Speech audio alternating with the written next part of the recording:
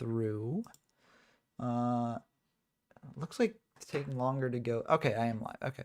It looks like it just took longer to go live than I expected. I hope that was what it was. Am I live? Let me know down in the comments if I'm live. Or if there's like technical difficulties going on. It says I'm live. I should be live, but I'm not seeing it. Huh. Okay, there we go. I'm live. Okay. Cool. Okay, we're good. It looks like there were some brief technical difficulties, but we are up and running. So we've got the weekly locals here. Thank you for confirming, Cole.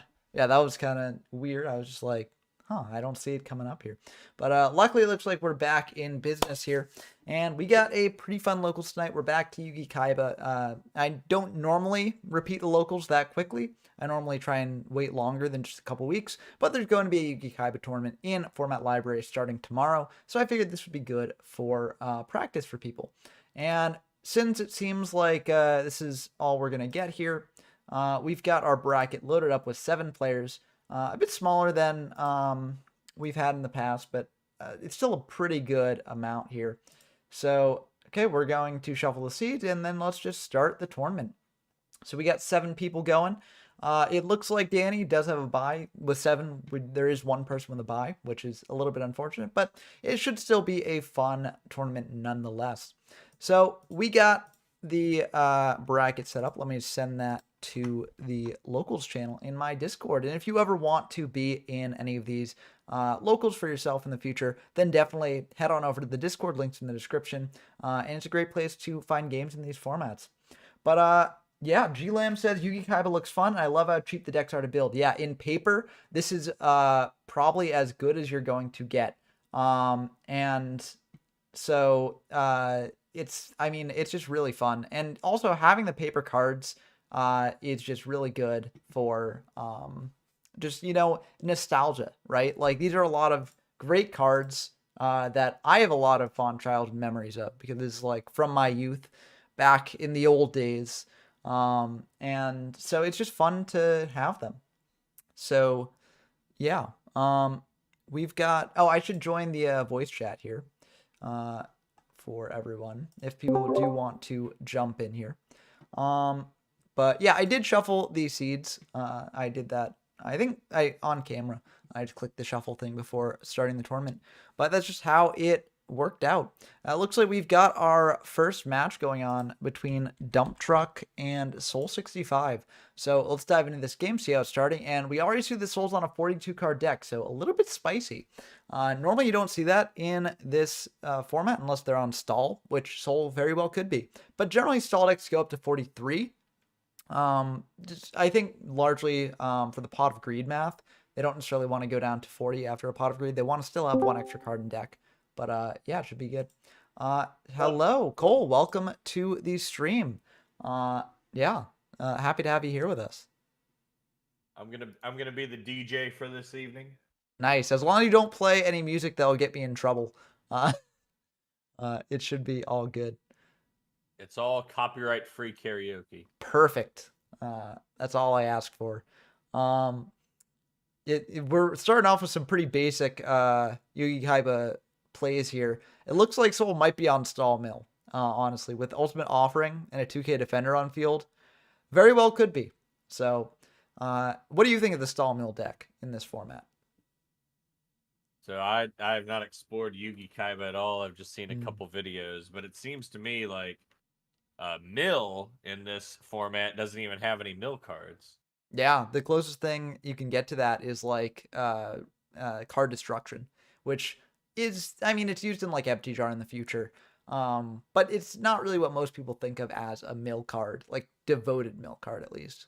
So yeah, I think that is the most interesting thing about it is that it kind of just uses like game mechanics to deck you out, right? It's just like the first turn draw every turn, it's just ticking down to that point.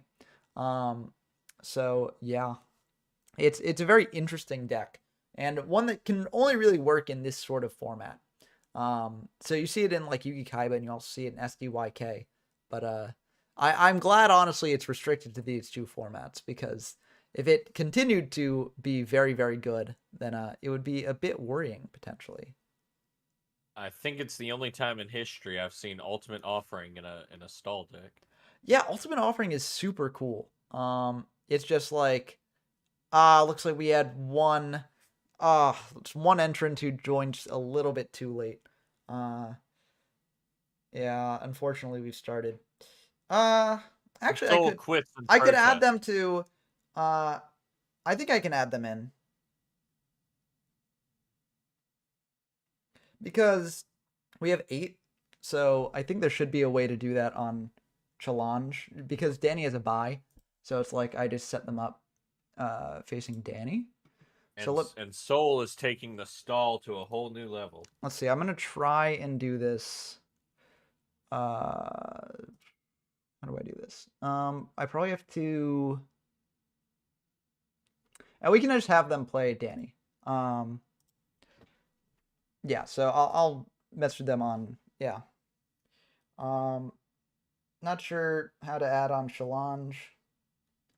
I'll put on the duel while I'm dealing with this so that y'all can still be entertained. Uh, uh,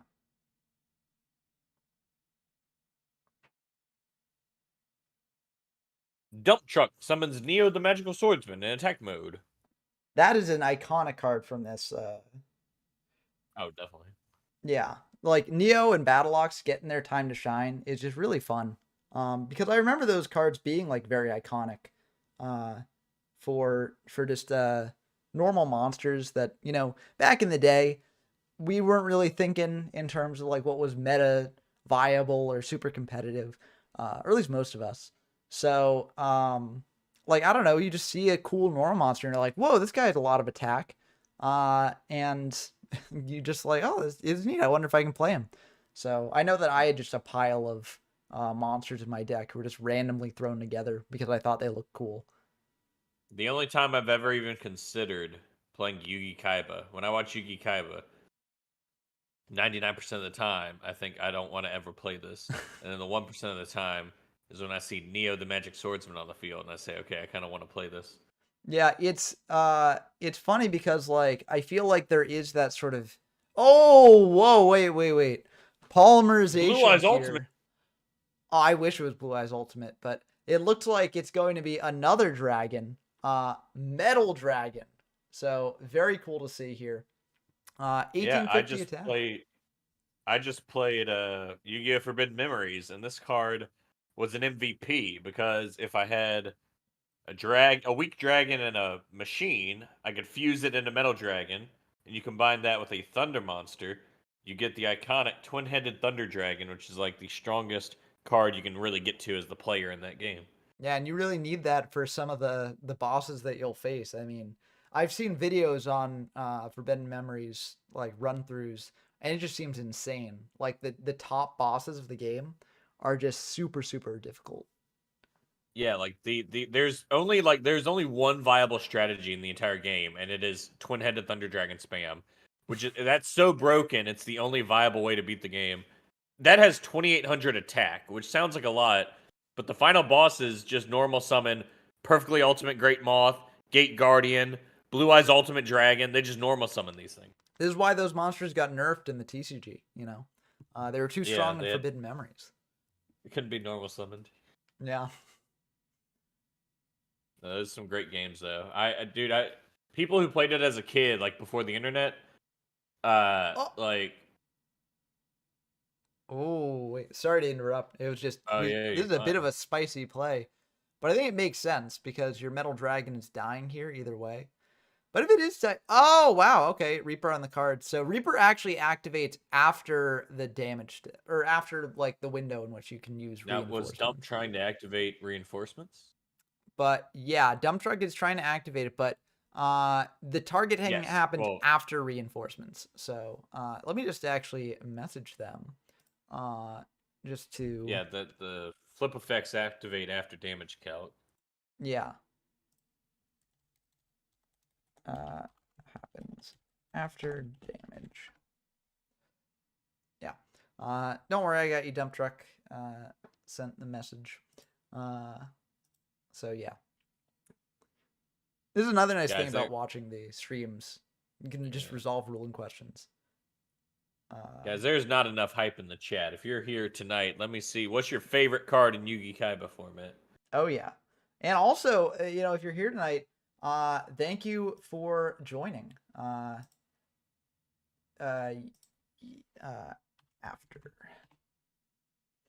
It may be recency bias, but I think I'm gonna say my favorite card in this format, Metal Dragon. And that's just off of artwork. Listen, I am undefeated with the Metal Dragon deck. I mean, I've only played it once, but I am undefeated with it. So, very cool. Snipes you, Kazi. Or doesn't snipe because it's not a trap card. Yeah, but that's kind of spicy. Now we see that Dump Truck's on a bit of a burn deck. Sup, Allison Gomez? Welcome to the stream. Always a pleasure to have you here. We got some spicy Yugi-Kaiba gameplay going on right now. So exciting to see that. All sorts of stuff. I'm just gonna check to make sure. Okay. I hope that the last match between Bobby and Danny is going through. I know it was a late edition, but yeah, YK format, let's go. 2 times in 3 weeks. So I do think that it's I mean, normally I don't repeat these things this quickly, but Yugi-Kaiba is popular enough and there's a tournament coming soon for it, so I figured I'd break that rule and double dip a little bit. But yeah, Metal Dragon's really cool. I'm undefeated with the deck. So clearly best deck in the format. It's just, it takes a lot of skill to play, and people just, it's a skill issue. But yeah, Allison Gomez says Reaper is a nice card. I agree. Reaper is really neat, and more people have been experimenting with it lately, especially in like ultimate control sort of decks. So cool to see. But Cole, you were about to say something? When did Reaper of Cards appear in the anime? Oh, that was in the legendary duel against Panic. Yugi versus Panic, right? Probably. That sounds right, because it has the wacky stats. But I think it also appeared... man, I don't know if this is before or after, but it's at the first season. When Bakura is dueling Yugi and they have their souls fused with the cards. When one of the, I think it's either Tristan or Joey, when their card dies. Yeah, you're right. Yeah, they go to the card graveyard and the Reaper of Cards is about to kill one of them for real until Yugi plays Monster Reborn, I think. Yeah, no. That was such a weird episode. As a kid, that weirded me out because I was like, oh my god, are they dead? Are they not dead? Like, yeah. So it was funny. Sorry, I'm dealing with the fallout from adding another person to the tournament real quick. So, yeah. Reborn. Yeah. Grabbing the Metal Dragon, I would think. Okay, sorry about that. This stream is a bit more chaotic, even though there are less people in the tournament than normal. But yeah. Oh, we got some more comments as well that I want to get to. But another metal. Oh wait, that's Reborn to Metal Dragon. I looked away for a second and I thought Soul Fusion summoned another one, and I was like, "Whoa, double Metal Dragon in one thing." It still has 2 cards in hand. Yeah, see, it doesn't use up too many cards. But I want to discuss the other comments here. G-Lam asks, favorite card in Yugi-Kaiba, One-Eyed Shield Dragon is theirs, I assume. It's an awful card, but they pulled it in their first LOB pack, and they loved it. Yeah, I mean, the nostalgia is big for sets like this. For me, my favorite card in Yugi-Kaiba is probably Wicked Worm Beast, just because, I mean, I ground out that Wicked Worm Beast deck for a while at the beginning of my channel, and it's just so much fun. And such a weird card. And yet, that's gotta hurt. The 1-for-3 trade, I guess 4 now, because it was reborn as well. That hurts to see. But yeah, I really love Worm Beast. Gotta draw a monster here. Yeah, or else that's the end of the game. I mean, Waboku would also be good here, but like you just got to get monsters to like claw your way back into the game. Oh, Soul Exchange is pretty good. No way. Okay. Normal summons Metal Dragon? It is a level 6. Yeah. So maybe. But probably a Reaper of the cards. Also, Piracy Saga, thank you. Watching live from the UK now. Love your streams, Ben. Keep up the good work. Thank you so much for the support. And it's always nice when people can tune in from around the world. It really makes things feel more connected. Although Let it's me it's see. pretty late there right now. It's like How, uh, how 2 often do you a.m. see Metal Dragon summoned 3 times in a duel? I know, right? It's and both players on it too. Uh, so very funny. Um, so yep, the reinforcements getting fired here. So we'll have to target the face down Okazi. And oh, I guess honestly, even with Waboku, it is kind of awkward because Dump Truck Yep. is likely playing multiple Okazi, right? And so double Okazi would end the game there. Um, so kind of neat. But yep, that is indeed the end of the game. And I'm really glad we got to catch a real spicy one in the first match. And we have somebody watching in the UK. I think it's like 1 or 2 a.m. right now Oh there. yeah, 5 hour time difference from the East Coast where I am. So yeah, that's like 2 a.m. or something. Uh, yeah, very very cool. So glad to entertain you in the middle of the night. And happy that you're here. Normally, like one of the nice things about be starting like earlier is that we get to accommodate more people like from Europe and things like that. Because we actually have someone who plays in these locals pretty consistently who's from Scotland. Um, so you know, it's like Yeah, they're I often had some playing them. jerk. I had some jerk make me wake up at 6 a.m. to play the tournament. Yeah, no, exactly. I don't want to be that guy. You know, I want to make sure that everyone has a chance to play. Um, The thing is, I put up the times for a vote in the Yugi-Kaiba Discord, not the Yugi-Kaiba Discord, in the YGO from Zero Discord. Which, if you like these locals and want to participate in future ones, definitely head on over there. But generally, people vote for times that are just at night EST, because there are just a lot of people in the US who play these things. So maybe someday I'll have like an EU friendly timed one where I just do it like in the afternoon for me, and just restrict it to that time period and have people vote on what time in that period works for them. Smart idea. Yeah, but for now, you know, we're doing what we can do with what we got, and yeah, I think we have had some locals that have gotten big enough to imply that there might be some potential for EU only in the future, if we can swing it. Now, B socks as they Mhm. call you, Yeah. short for bin socks. Oh yeah. Little fun fact for you guys. When you see 43 card deck, do you automatically think this is stall? Like, is Oh there yeah. any? Uh, it's it just is, especially like in the beginning of this. It definitely looked like Soul was playing stall because you know they had the Ultimate Offering set, they had the Giant Soldier of Stone, and I was like, oh my goodness, are we in for a stall mill match at the very first match of the locals? Um, but yeah, and if you assume it's stall mill as well, like you can play probably a bit better against whatever you're facing, because stall mill is a deck that takes a lot of sort of effort to actually get around. Now, what's the counter to stall mill? How do you? What I mean is, how do you change your game plan once you find out what you're going up against? The tricky thing is that there's no one size fits all solution. It really just is like having game sense at different points in the game, right? Like if your opponent is set up early with an ultimate offering, then you could potentially just want to burn through your opponent's monsters and just try and get as aggressive as possible early on to do that. Now, uh, you have to play that a bit differently because you have to actually get through 2K defenders. So you need to make sure that you've got enough removal to actually do that in a timely How manner. many 2K defenders are they on right now? So stall decks can like vary on that, but they've got 3 copies of Giant Soldier Stone for sure, 3 copies of Aquamador for sure, and then they likely have like Mystical Elves and Spirit of the Harps in some capacity. So that can be like 12 2K defenders, and that's not even counting the Gyakuteno Megamis, which can come out with things like Soul Exchange as well. So there's just Sorry, a lot. what was the card? What was the last card you said? Gyakuteno Megami. It's a 1 tribute, 1800 attack, 2000 defense monster.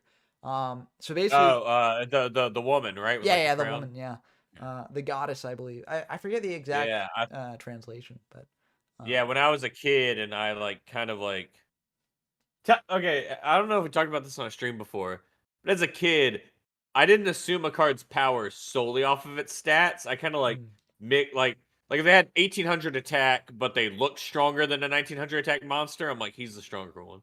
mm. Yeah, You ever had that thought when you're like 5?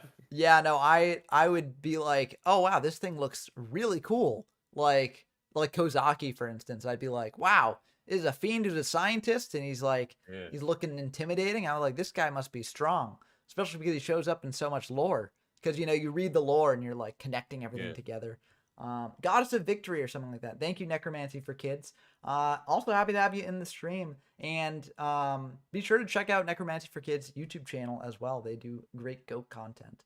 Um, I so mainly I mainly did it with Rude Kaiser. Like it only had 1800 attack for a tribute monster, but mm, it's like a giant lizard with like blade saws on its wrist. So I was like, well, I'm gonna run him as my yeah, beater because he has to be strong. you can just cut through the opposing monsters. Yeah, It's like like I thought he Sword was gonna get like Stalker. a critical hit. Yeah. Like you'd think Sword Stalker would be better than Judge Man, right? Sword Because Stalker is also awesome. yeah, Sword Stalker is a sword. Judge Man just has a gavel. Like no, Sword Yeah, Stalker's exactly. better. Um, Yeah, that was some kind of like political thing they yeah. were going for. They're like, yeah, those judges are really strong. Oh yeah. And I guess they did incorporate it in the third season of the anime as well. The Necromancer big for Kids says five. apparently it's goddess of turnabout. So very interesting. It's kind of interesting how like different languages have much more specified words for certain things. Like in English, I feel like turnabout is not really as used and stuff, but in Japan, it's probably the word that represents it is probably much more Dude, nuanced or something. I learned the most interesting thing because it sounds impossible. You're like, how could that be true? Mm. But when you think about it, we still have this issue. So we would you admit there's some words we don't have there's some colors we don't have an exact word for. Yeah, and there are Yeah, also words in other languages that are yeah. sort of make up for that. It's one of the reasons why like linguistics is so fascinating. A lot of cool stuff there. If y'all watching the stream want a real like brain bender, um, there's something called Escher sentences, or I think comparative illusion is another name for them. But basically, they're sentences that sound real but are actually like fake, like they don't say anything. So for instance, the sentence "More people have been to Russia than I have." It sounds real, but it doesn't mean anything. Like it's a fake sentence. It's not a grammatically correct sentence. So that blew my mind when I first found out about it, and it took me a while to actually see it. Yeah. Um, but My thing like that I was like I I found like one other person who thought it was really cool and nobody else like cared at all. Um, it's called have you heard of a biscuit conditional? no, what's that? Yeah. So it comes from the sentence that coined it is saying so let's say you walk in like I'm in the kitchen and you Mm. walk in you're like and you say is there anything to eat and I say well there's biscuits on the table if you're hungry. Now the literal meaning of that sentence there's biscuits on the table if you're hungry. That means the biscuits are on the table conditionally based on whether or Oh, not you're hungry. So like if you say you're not hungry they'll just disappear. oh, that's really But cool. That but that's just like a shorthand that we do in English. Yeah. yeah. No, and that's true. I never thought of that like that. Yeah, Um, I think like the proper way to say it would be like I think it's just to flip it to say like if no the long way to say it is the proper way to say it is there's biscuits on the table if you're hungry you can eat them but that's implied so yeah. No, it's interesting because I took like a semantics class in college. It was like semantics and something else. 'Cause I was just curious about linguistics and stuff. And I've lost most of that class, over the years.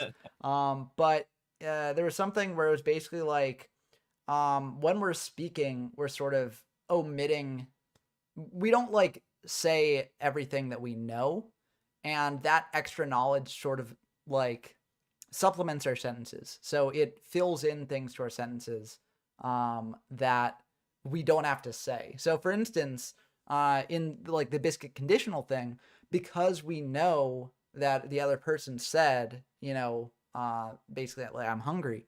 Um, yeah we fill that in and it like fits into a part of the sentence and without us having to actually do it, which is really Yeah, really we don't neat. have to explain that you eat biscuits. Yeah. Yeah. I probably butchered that. If there are any actual linguists out there watching, then definitely, correct me. Oh, dude, Um, dude, but people playing video games talking about something completely unrelated and like maybe whiffing on the basics of it. That's way more fun than listening to some nerd talk about it for real. oh yeah. Um, That's what YouTube is for. yeah, it's a different type of nerd talking about it. Yeah, GLAM has a good point. Come for the Yu-Gi-Oh, stay for the philosophy. And I agree. Um, so Cole, where do you fall like in terms of, Kant's approach to ethics versus Kierkegaard's approach to ethics? I go back and forth between the two masters of the field. Um, That's the two masters. Yeah, I know. I uh, mean, what was the second guy you said? Kierkegaard. I don't actually know what Kant or Kierkegaard. Yeah, Well, no, I I know a sleep. little, but not I really. sleep every night with. I have his book on my nightside table, so I read it before bed every night. Yeah, you got either or that you just crack open and read a little bit. That was the book that Kierkegaard, I think, made. Either or. I think they did stuff with like nihilism, maybe. Like I don't actually know. Philosophy is not my big subject. In high school, I did quiz bowl, so I actually like learned a bunch of just random subjects. So I can generally go like relatively deep What's on the certain first fact things. you remember? The first fact I remember. Yeah, from quiz, something you learned for Oh, Quiz for Bowl. for What's the quiz first thing you bowl. remember? Oh, okay. What's the first thing you remember learning for Quiz Bowl? That's kind of tricky. Probably. Um, I'm trying to remember. First thing comes to your head. The first thing that comes to my head is probably Don't try to think of a good one. I'm trying to think because there was like one thing because all these like quiz bowl things they've got like stock clues which are basically things that whenever there's a question about it, the clue contains a certain phrase or not a phrase but a certain fact like pertaining to that incident. So if you like do enough like quiz bowl packets, like you'll know that fact and then you'll be able to just tie it to the topic at hand. So I'm trying to think of like one of those because I definitely did just learn some random things that were like that just kept appearing. But I can't quite remember. It's just been so long. Like I'm aging myself a little bit, but I was like, uh, Oh, the Fisher for game. oh yeah. And so we see Metal Dragon take game two, although I didn't see much Metal Dragon that game. So maybe Soul sided out of the Metal Dragon part. But yeah, Jeremy Swift. We've actually seen two really fun decks already. We've seen sort of a burn, well, maybe not a burn deck, but we know that Dumptruck's on main deck Okazi, which could imply that they've got multiple copies playing like an aggro burn list or something like that. And we know that Soul is actually on Metal Dragon, so Metal Dragon is about as crazy you can get in Yugi-Kaiba. So really exciting to have this first game on the stream because it's just really cool. So. Uh, Hopefully the other participants in the tournament are also on some crazy stuff. Helios Strider says Metal Dragon provided important emotional support. I agree. That's the power of Metal Dragon, really. It's like coiled. Like it kind of is in a spiral a little bit, and that's meant to like hold you, while it supports you. Yeah. But good stuff. Yeah, I just remember like really vague things from Quiz Bowl. Really, like I had to learn a lot of stuff that weren't really in my wheelhouse. Like I didn't really know much about art or artists, and I had to learn a lot of that. Um, so that was fun. But yeah, it was good. I've returned with my beverage. Welcome back. Uh, let's see. We got off to a good start here. Yep, Soul's got the ultimate offering. Just such an impressive card when it actually managed to hit the field early. Because it lets you just do so much. And it looks like Dumptruck isn't even going to attack it in that set, just choosing to swords it. I think that's fine. I think you could have potentially just attacked in and then swords because it would get popped if it was bug. But I don't know. Hello, someone else has joined. Welcome food. Yeah. But he doesn't have his. He's deafened. Yeah, I think food. I think they've got like a bunch of background noise or something like that, so they can't generally like participate in terms of speaking and stuff. But happy to have you here either way. So Pot of Greed as well. Looking like a pretty good start for Soul here. Now, that set that Dump Truck has might be Man-Eater Bug. Potentially just to pop the... Oh, Trap Master. That's really good. You pop the Ultimate Offering, potentially attack in to the Wall of Illusion with the Trap Master. Looks like Dump Truck will indeed do that. So now they can reset it for next turn, potentially snipe Soul's other back row there. So really, really cool play. And we'll see if Soul has a response for that. Because if you got like, Soul Exchange, Raigeki, Dark Hole, etc., now might be the time to use it. Oh, looks like they're just going to pass and Swords will expire. So let's see what Dump Truck does. Oh, just setting to passing. Now is the only way for stall to, or most decks, is the only way to gain advantage with Pot of Greed? There. Like I don't know any other +1 cards. I mean, there's like flipping Man-Eater and Trap Master, but yeah, and Yugi-Kaiba, it's really like the only thing that actually like gain you card advantage is like Pot of Greed, or potentially using something like Raigeki or Dark Hole profitably. Everything else is remarkably even in terms of trading. Yugi-Kaiba is all about 1-for-1 trades, which is why like resources really do matter. Like these are long, grindy resource games, and if someone falls too far behind on resources, that could spell the end of the game for them because that's what Yugi-Kaiba is. There we go with the +1. Yep, there we go. Just as we were saying. But it wasn't Trap Master. Oh, the bluff. The bluffed Giant Soldier of Stone trying to bait out something before. But Soul didn't take the bait. So, yeah, it kind of backfired a little for Dump Truck there. Alison Gomez says, Trap Master is fire still using this card so much. Yeah, Trap Master is pretty good in Yugi-Kaiba. It's sort of fallen out of main deck use. But it still sees consistent play in side decks. And people have sort of tried experimenting with it again in like the main deck, as we may see later on. And also, when you use it, you get to do, as Necromancy for Kids said, and get Trap Mastered. You get to shout that out at your opponent every time you use Trap Master, which they will love. So definitely do that.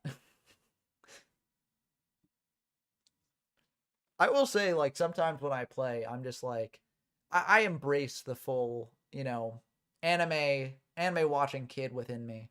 And I just like, say, aha, I activate Pot of Greed. Lets me draw 2 cards.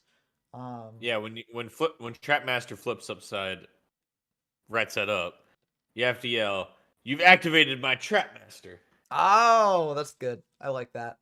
Yeah, I don't do this for the videos because I generally commentate over replays, and then when I record myself playing live, I generally try and keep it more analytical.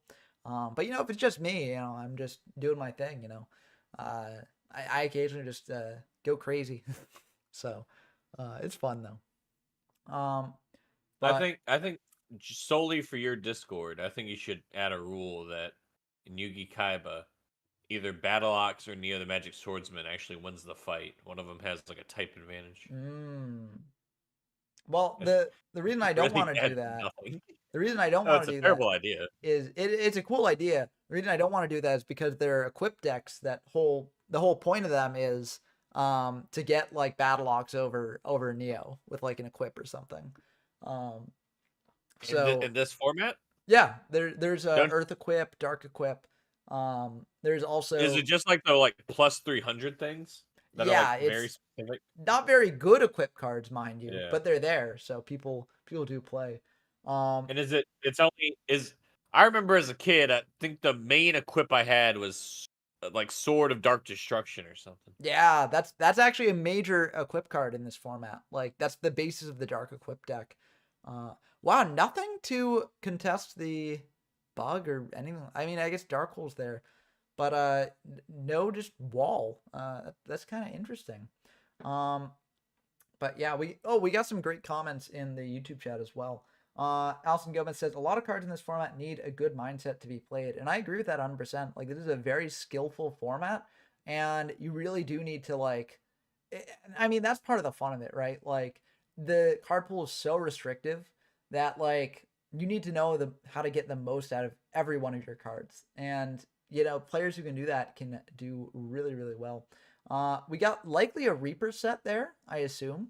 Because that we did see Soul on Reaper earlier, and that's a good monster tribute set. But yeah. Also, Helios Strider says it's Yu-Gi-Oh! You have to indulge your inner theater kid a bit, and I agree. I wasn't a theater kid myself, but I did do some magic tricks as a kid, and that's where I get my flair for the dramatic a little bit.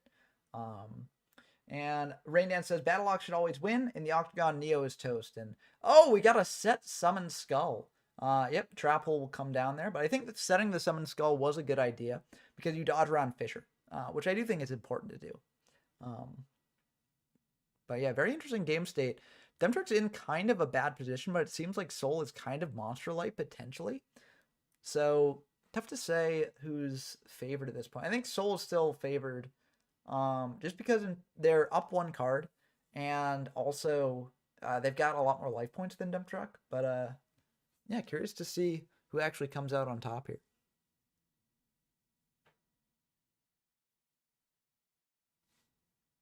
But that set is, I feel like that set's probably like a bug, right? Because that under swords you potentially set the bug. Going for the Soldier of Stone, likely to bait out Trap Hole. Yep, and there's the bug. Hitting the set Soldier. Oof, that hurts. I mean, the good thing for Dump Truck is that Soul will only be able to get in here for 450, but it's kind of rough. You still can't go on. That's starting to look like a big chunk. Oh yeah, it's a big percentage of the life points there, so kind of rough spot for Dump Truck. They're just gonna have to pray that they get stuff to help them there. I mean, they've still got 2 Wabokus left in deck, so they still have some defensive options there. But I don't know. Soul has not used any Trap Holes, so those are likely in Dump Truck's future. I guess they've used up Raigeki, but there's still a Dark Hole in the back row that Dump Truck does know about. So that can... Oh, and a Change of Heart coming down. This maybe is the end of the game, potentially. Survey says. Oh, well, it's a bug, so they're going to flip it up, pop itself. I don't know. That means they probably don't have a Trippy monster in hand, right? All right, Necromancy for kids. Have a good time. Yeah, thank you for coming by. It seems like we saw that comment at the same time. But yeah, thanks for stopping by. Yeah. And Ooh. Dark Hole coming down here. But the thing is that opens up Dump Truck for Soul's Dark Hole as well. So kind of iffy. It looks like they're setting one, so probably a Man-Eater bug, I'd assume. Maybe. I've always said Dark Hole is possibly the most minimalist early card work. Like it's pretty literal. It's just a black hole. Yeah, it's a dark hole. Well, actually, the hole itself looks white, which is kind of funny. Yeah, it's very, very not dark. Oh, this might be the end of the game if Dump Truck does not have Waboku here, which they might not. Sure. They've used up 2, and is there reinforcements as well? Is there reinforcements? There is. And Metal Dragon takes a match. Although we only saw Metal Dragon in round 1. So, yeah. A round of applause for Soul there. So, awesome to see. Let's put that in for Soul. And let's see. Anyone? Okay, Food won against Ghost. So, let's put that in as well. A viewer from the Netherlands. Ooh, welcome from the Netherlands. Let's see. Sorry, I'm just making sure that I caught all the people who won and lost. So it looks like Blah versus Burn King is still going on, and also Danny versus Bobby Bodega. But yeah, we're truly worldwide here, which is exciting to see. Like it's really cool how this game can really connect people across the world, which is really awesome, I think. Oh wow, this is a slow one. This is a grind. This still in game 1? Oh no, wait, what? Okay, I think I know what happened. Someone probably hosted in single, so at least I hope it's not in game 1, because no, their deck counts are too high for that, so it's not game one. Yeah, They food they hit one. Fiber Awesome to Jar. see. Yep. The Chris Horror 666's whole deck is smiling, filled with greedy guys. So it's always cool to see. Like, I think that's the Rush Duel art for Pot of Greed. I could be wrong though. Looks Um, like it. but yeah, Rush Duel's really cool. I really like some of the new takes on classic card designs that they've been putting out in Rush Duel. I think I'm gonna actually go over to Danny versus Bobby's match because this is looking a bit slow there. And this way we'll at least know. Oh wow, it's 1-1 here, so this is actually pretty intense. Just like in Dump Truck versus Soul, each duelist has won a game and lost a game. So this is for all the marbles. And also, it's nice to see the classic card back here, the anime cards. I wonder why they didn't give the actual cards that symbol. What symbol are you talking about? See on I'm watching Bobby Bodega and Danny Droid's game now. And in Oh.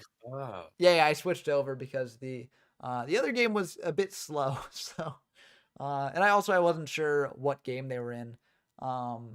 But yeah, you'll be able to see Bobby Bodega's card backs are the classic design. Danger is dropping down pretty low here. Kind of risky. Double reinforcements would have been the end of the game, which is a little bit risky because Bobby's not used up any reinforcements. But it looks like that did indeed go through fine. So it worked out. But yeah. Danny's just got a field full of back row. Kind of unfortunate when you're facing down two monsters here with low life. Dark Hole is probably about as good a draw as you can get, just simplifying the board state quite a bit here. But there's a variety of things that Bobby can get off the top that can potentially kill Danny out of nowhere. Although you gotta hope that one of the sets is Wuboku. But yeah. Oh yeah, Jeremy Swift, good point. 11 watching and only 7 likes. We got to get those likes up here. You know, if you're watching the stream and haven't liked already, smash that like button. And yeah, and subscribe if you're not already as well. We recently hit 850 subscribers, which is really awesome, and means we've triggered another sub special. So this should be pretty fun. I believe this sub special is actually playing the classic Star Deck Joey versus Star Deck Pegasus. So that'll be a really fun game and a really fun video to put together. So that should come out next week likely. But really awesome to see. We've been going through quite a bit of growth lately, which has been really awesome. And I couldn't have done it without all of you guys. So thank you so much for watching and subscribing. Yeah, like for Metal Dragon. Agreed, Red Eyes Solaris. Oh, Hippo-chan brings up, yeah, that's probably right, Hippo-chan. Hippo-chan says, wouldn't it change for the anime due to the product placement laws? And I think that makes sense, yeah, because there were certain, like, they had to change, like, the front of the cards as well, to, in the US at least, to abide by, like, product placement laws, because if the fronts actually looked like the real front of the cards, then it would actually violate US law, so, I know in Japan they did. Well, actually, I don't know. Are the backs of the cards in the sub different? I have watched some of the animes subbed, but I don't quite remember if they actually do match up more to the real life counterparts or not. Okay, yeah. So the Japanese anime does have censored card backs, but yeah, the fronts are not censored. They actually look like the real cards, which is kind of neat. And a bit of an interesting thing when you're watching the sub versus the dub. Funny thing related to that, the dub actually, because they have to change the card fronts, in scenes where there would just be like a bunch of cards, either, you know, on the ground or like in someone's hand, they just like put in random images for the card fronts. So you'll like see people with like all the pieces of Exodia in their deck when that makes no sense. Because 4Kids was just like, yeah, let's just stick this in here. And yeah. Helios Strider says, I think in Zexal, the Japanese version started having more accurate card backs, but the dub had to change them back to the censored version. Kind of interesting that Zexal was the point where they changed them in the Japanese. Zexal is kind of an interesting series on the whole. I think it's very underrated, honestly, because the first part of it's kind of like childish and less serious than the previous series had been. But I feel like late Zexal is some of the darkest Yu-Gi-Oh has to offer. And there's still like some very cool messages in the back half too, with like Yuma growing as a duelist, and that's fun to see because in previous series we just had the protagonist be relatively static in ability. So, anyways, that's my Zexal rant. Definitely check that out if you haven't already. But yeah, That seems to be every Yu-Gi-Oh series. I don't know why they do it, but it starts off as like baby's first Yu-Gi-Oh. And I'm thinking of GX specifically was like just completely childish, and then end of season 3 and season 4 is just incredibly dark for Yu-Gi-Oh. oh yeah. Well, like season 3 is probably the darkest that Yu-Gi-Oh has. Well, maybe the beginning of Arc V is a bit darker than season 3 of GX, but yeah, there's so much darkness there. And this is why I really like this sort of anthology. Rip a bricked soul exchange. Yep, that does indeed happen there. And so Danny will win this match and move on in the tournament. So now Danny will be facing Soul. So yeah. Yeah, very intense down to the last monster. And that's how the best games in Yugi-Kaiba go, in my opinion. So really fun to see this happen like that. But yeah, let's see who else. So we don't actually have to put that in the bracket here, as Danny was sort of facing Soul in an imaginary bracket thing here. But yeah, we're all good here. So yeah, it's Danny versus Soul now. We got a lot of comments from the anime stuff, which is awesome to see. So let's just quickly go through those there. So let's see. Helio Strider says, in the English dubs of the movies, the cards look like they do IRL, which is kind of interesting. Maybe because movies are more able to do product placement. I don't actually know. It's kind of neat. We also have Hippo-chan says, I feel like the most animation errors in Yu-Gi-Oh! Duel Monsters were due to this, which definitely could be because I think that was 4Kids' first really experience doing that on cards, which are a bit different from just changing a rice ball to a jelly donut. So, yeah, I'd believe that. Helio Strider says, I think Arcana had Obelisk in hand in one episode, which is very funny how the cards that would pop up here. Red Eyes Solari says, dub with some of the guard cards in hand. Hippo-chan says, effect monsters being magic cards and such. And Julian says, 5Ds is my favorite anime season. 5Ds honestly has a very special place in my heart as well because there's just really, really cool stuff there. So, yeah. Also, Hilo Trash says, GX went from dueling monkeys to Jade and Yuki violates the Geneva Convention. I do think that dueling monkeys is probably also against international regulation for animal cruelty. But wait, what's happening here? You activated Fisher. When your opponent normal summoned can't activate Trap Hole if swords worked as you saw fit. Okay. Oh, I see what happened here. So swords activate, flipped up Giant Soldier Stone. Trap Hole can't be activated because Giant Soldier Stone is not being summoned. So let me quickly message.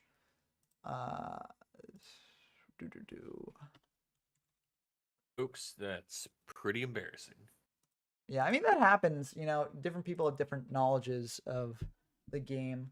Trap Hole can't be activated here.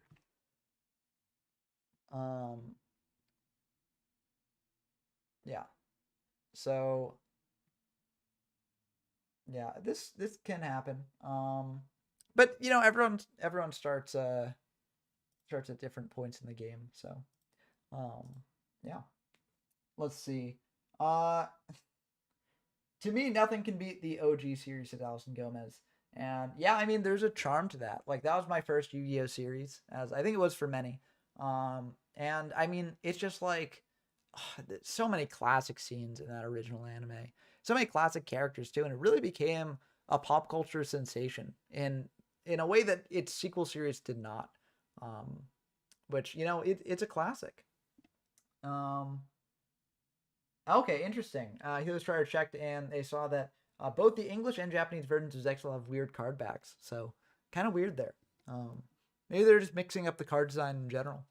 I don't know.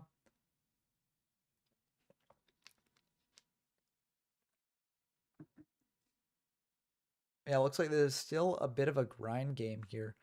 History of YGO 1 is down a fair amount of life points here. Looks like Chris Horror 666 is going to tribute that Soldier of Stone for a Summoned Skull, and that will get Trap Hold. So Summoned Skull will be destroyed here.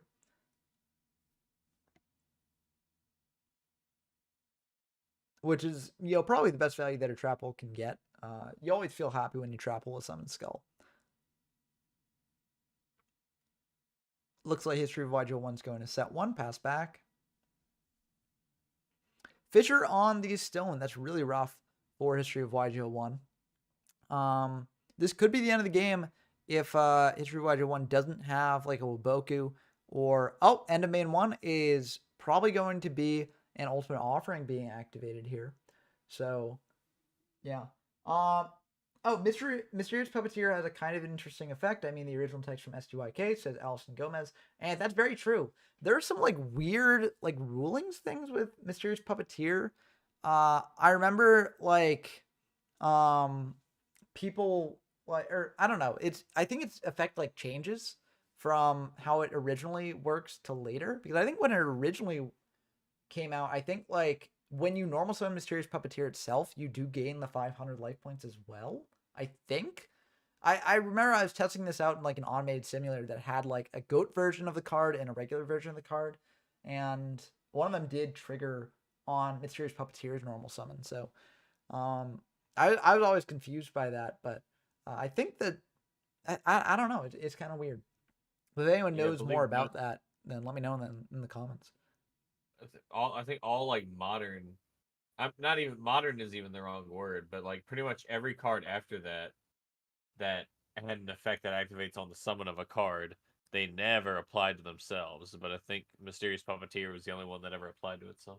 Yeah. Oh, I think I remember something about like Wang Hu in certain formats. If you summon it and its attack is decreased, like on summon, like let's say your opponent has like Burden of the Mighty, exactly. Although I'm not sure if Burden of Mighty would be out in those formats where it would destroy itself. But if its attack drops below the 14 or the 1500 threshold, whatever threshold Wang Hu has, that it would destroy itself on its own normal summon. That's you know what I was thinking of Wang Hu actually, but yeah, which is because it also it does work like that. Yeah, it's very weird. But okay, it looks like G Lamb is heading to bed. Good night, G Lamb. Thanks for tuning in. Yeah, SKE was the first errata on Mysterious Puppeteer. Yeah, that checks out to me because it never really got reprinted otherwise. Looks like History YGO 1 is going to fire Waboku to clear up a back row and then go for a big Raigeki here. That's big. Waboku will get chained to that. You probably generally want to save Waboku for after your opponents switch their monster to attack, because now History YGO 1 has no reason to actually switch their Giant Soldier to attack. And it can still wall up. But yeah, very interesting gameplay. Reborn, that's going to be pretty good if a Summoned Skull is in grave. I don't see a... Oh, there are 2 Summoned Skulls in grave, so... it looks like Dark Hole... Okay. It looks like they changed up their order there. I mean, there aren't really any counter traps in Yugi-Kaiba, so I think in general that's like fine if your opponent's accepting of it, but you probably want to have this sorted out beforehand before you make the play like that. But yeah, looks like History of YGO 1's going to set 1 there. And it looks like Chris Hard 666 will attack it. It's a bug, so that'll pop the skull. And yep, so both monsters will be destroyed there. And let's see what Chris Horror 666 has actually used up. So Raigeki and Dark Hole are both gone. Reborn is going to come down, targeting the Summoned Skull. That's very, very good for History of YGO 1. Although there could be a change of heart in Chris Horror 666's deck remaining, as they have not used up that card yet.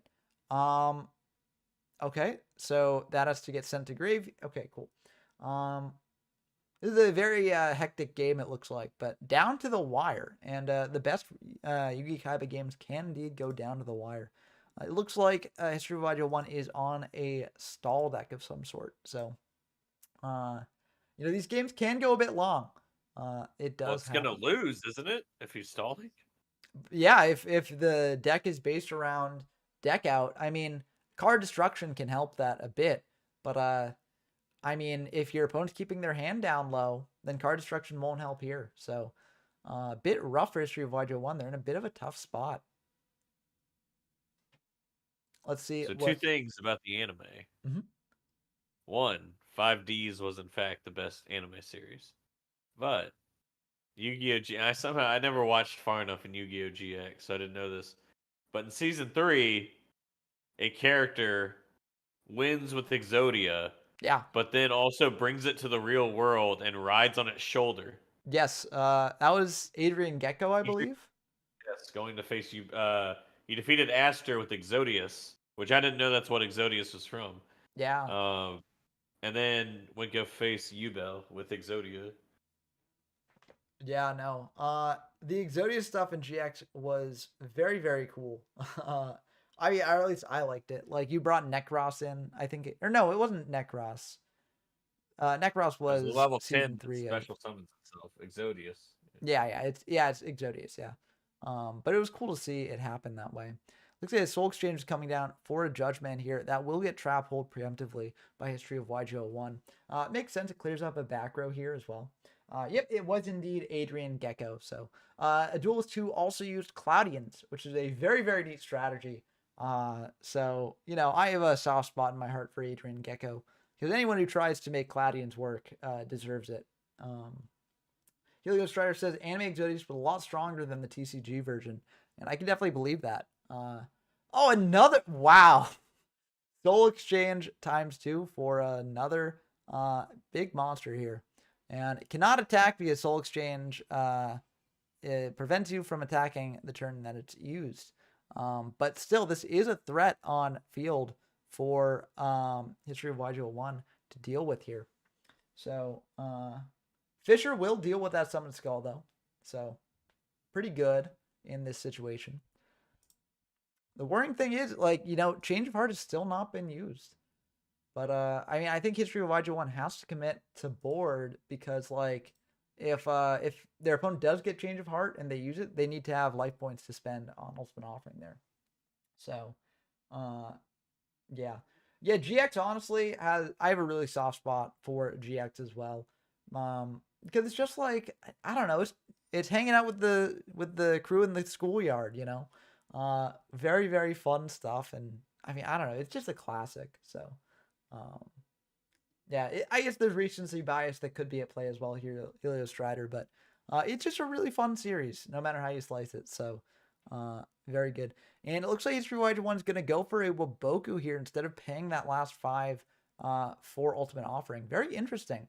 But I guess, I mean, this is looking pretty good for History of YG1 at this point, unless their win condition is indeed deck out, because that would be pretty bad for them. So, Hippo-chan, we host locals generally every weekend, so either like Friday, Saturday, or Sunday. We generally hold votes on when they'll be held in the Discord server, which if you want to participate in future ones, then definitely head on over to the Discord server if you're not already in it.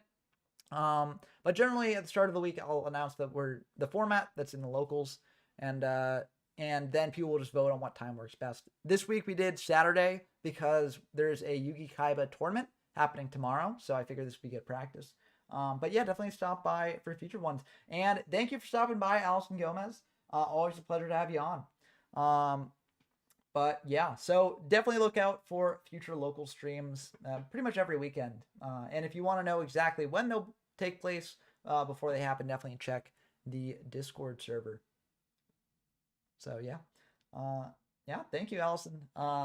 Yeah, hopefully this will be a good rest of the stream. I think that we've already started off on a really good note for the stream, so I'm looking forward to the rest. Miraculous Victory, very last card. Let's see here. History of YG1 has no cards left in deck, but they do have No way. all the No way. pieces of No Exodia. way. Oh, just desserts, but the just desserts is a little bit too late because that's just 500. Yeah, and you can't. This will not affect Exodia because Exodia is I not mean, something you can chain to. But oh, very very cool, very cool to and see here. Yeah, wow, what a game. Let's hope that you should wasn't game one. reveal. He was trying to say, Wow. what's the next locals anyways? Treasure or MFC or question mark? It will indeed be treasure format because Ah. we're starting the next treasure tournament this Saturday. So that will be on Friday. And yeah, so look at this. 5 pieces of Exodia, last card in the deck. Awesome to see. This game was a bit of a slog, but I mean that ending made it worth it. Like that is so cool. So that's crazy. That's really, really cool. Historic moment on stream here. Just awesome to see. So Blah will indeed be moving on there, facing off against Food. But I did some just research insane. for you. Mm-hmm. Whenever you have like a minute, Oh yeah, I we got a found some minute now. info on the anime Exodius, the Ultimate Forbidden Lord. Yeah. What's the effect on it? All right, so first of all, it's stronger once you get it on the field, but summoning it is a little harder because in the real life game, it's actually a great summoning condition. You return all the monsters in your graveyard to your deck and special summon it. It's like a pot of avarice almost. But instead, in the anime, you have to activate Ritual of the Ultimate Forbidden Lord. Mm. And this is an interesting summon card. You can activate this card while there are 5 different Forbidden One cards in your hand or graveyard. So you have to get all the pieces out your deck. Then, return all Forbidden One cards in your graveyard to the deck. Then, discard 2 Forbidden One cards from your hand to the graveyard. So you have to have 2 pieces of Exodia in your hand and 3 in the graveyard. And then finally, you can special summon it. That doesn't seem that bad. It's a little bad, Yeah, but no, dude, that's once you get it out, it is the exact same as the real life card. But instead of sending any monster, you can only send a Forbidden One monster, and it gains 1,000 attack for each piece in the graveyard. So it get up to once it gets to 5,000 attack, you'll win the duel. But what separates it? Cannot be destroyed by battle and is unaffected by all other effects. oh wow. Okay, that last bit is definitely that's really So yeah. So basically, you have 5 turns to like take out all their life points from battling it. I guess And I forget how Ubel actually did they do it through the effect of Ubel because there is it. like a burn component to that if Exodius attacks I it. let me go find out because I know Adrian just needed 1 more turn. I'm pretty sure he had 4 of the pieces in the Yeah. graveyard. Well, for a 4,000 attack monster attacking into Ubel, the Ultimate Nightmare, I think will be the end of I the game, wonder. right? If they've got 4K life to start with. Yeah, or were they? I forget if they were still on like a Dark Rainbow Dragon and stuff. I didn't. Yeah. No, that's when they had Jesse. They weren't in Jesse at the moment. Yeah, no. I think this was like when they were in Ubel form. I think. I don't quite remember, but They were in the body of Marcel, which is the oh, like the French guy's yeah, son. yeah. That was before they possessed Jesse, right? I have no idea. I think it was they were in Marcel. Um Yeah. yeah, Ubel used anime Armatile. Oh, in that game? Oh, okay. Oh, I think it was Armatile. It was Armatile in that game. I guess maybe they did enough damage to just Oh end wait, it. Healer Strider says Exodius is not immune to the controller's effects, and anime Armatile goes to an opponent's field and then banishes all of the monsters. Wow, that is wild. But if it works, it works, and Gecko just gets Yeah. outplayed and owned. Okay, it was after they possessed Jesse though. Wait, was it? Because I thought Armatile was only used by Marcel. I thought Jesse was. You know what? Actually, I don't know.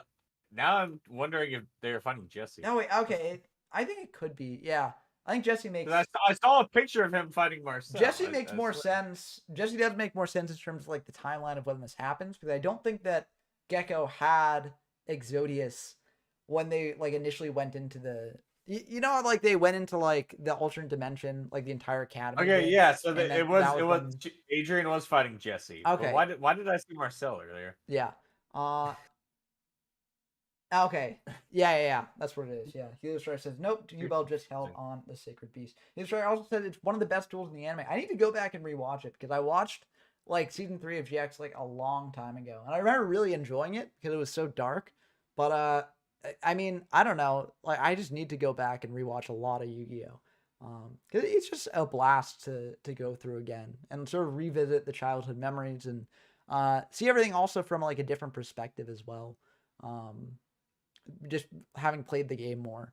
So yeah. I think this was like, somebody can correct me, but it was like a one. It was almost immediately after Yubel beat Zane, and Zane at the time died. Oh yeah, I think that's right. I think I remember that. He Well, summoned. I He definitely summoned remember. Cyber.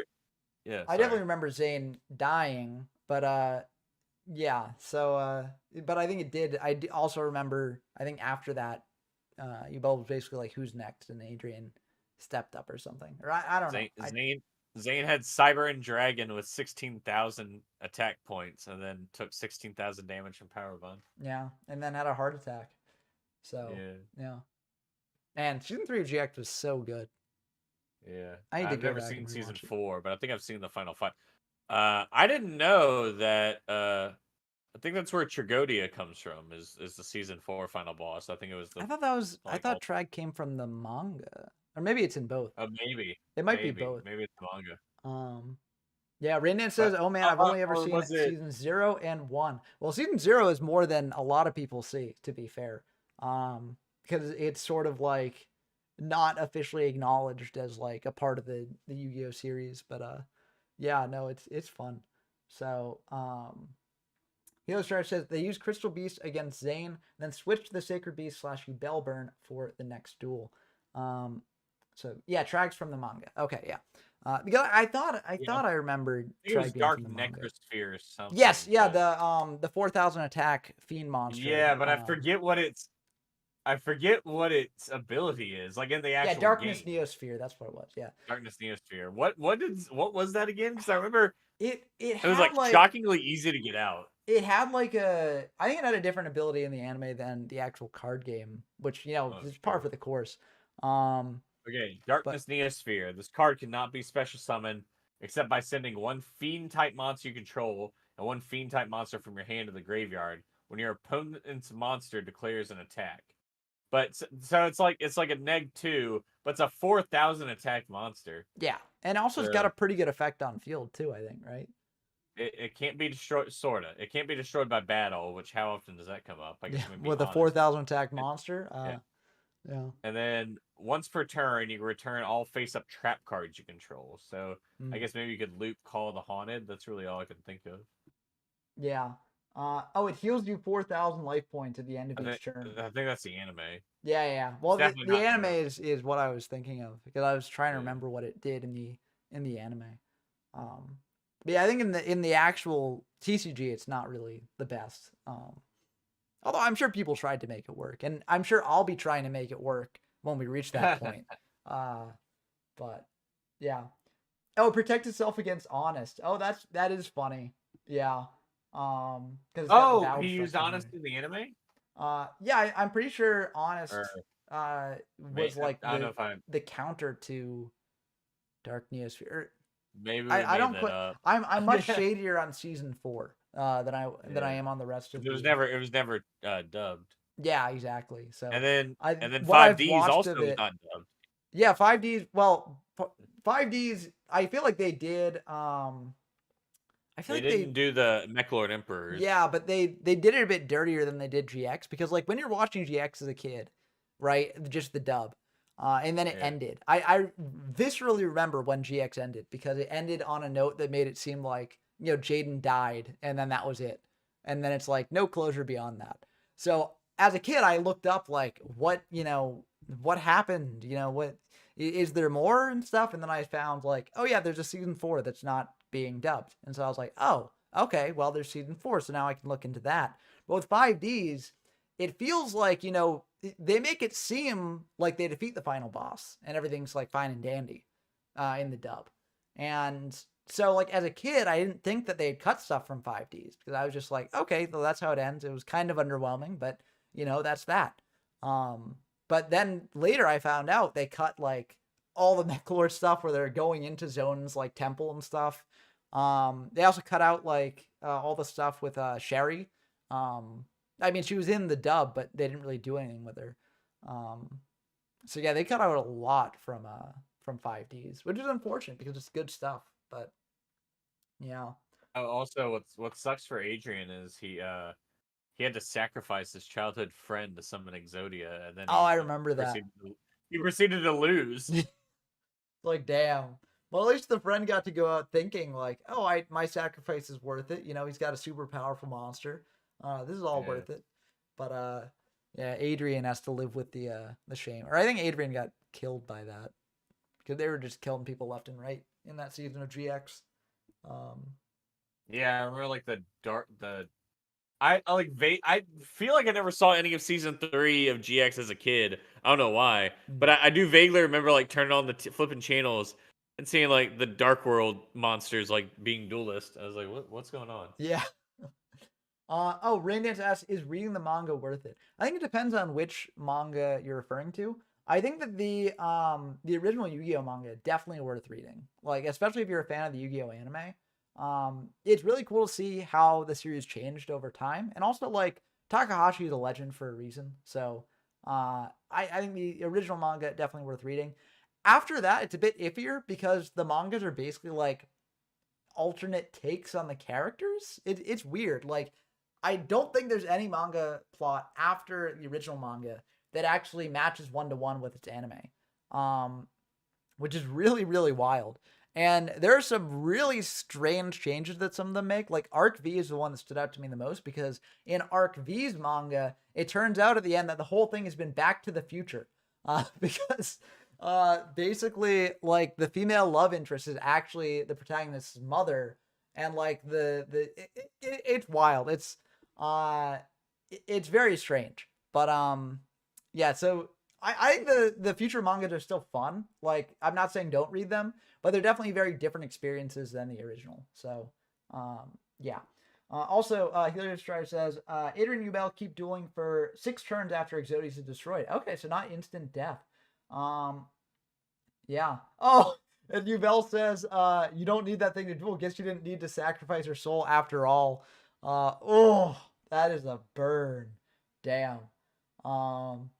Yeah. Okay, so and then looking for the top says, they watched the Adrian duel recently, and there are lots of turns where Adrian's hand is full, but he does almost nothing with it. Which, you know, okay, so I did find out. Sorry. There you go. Yeah. No, I found out exactly what happened. So he had 1 Exodia piece in his hand and 4 in the graveyard from Exodius and stuff. So he sets backup soldier, which will get him 3 of the pieces. Then he activates a feather of the phoenix to put the other piece on top of his deck. So the next turn, he'll draw the last piece and activate backup soldier and win the duel.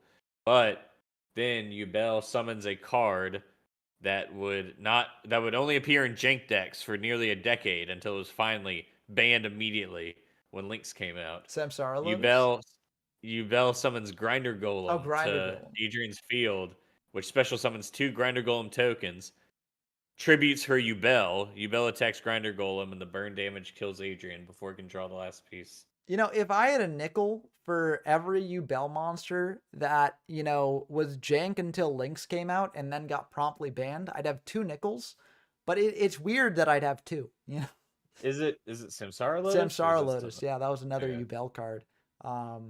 That also got broken for shenanigans when Lynx came out. So very, very weird. But now, before Lynx, what was Samsara Lotus's only use? It's in a very, very jank deck. Is that like Amaryllis? You can potentially use it there.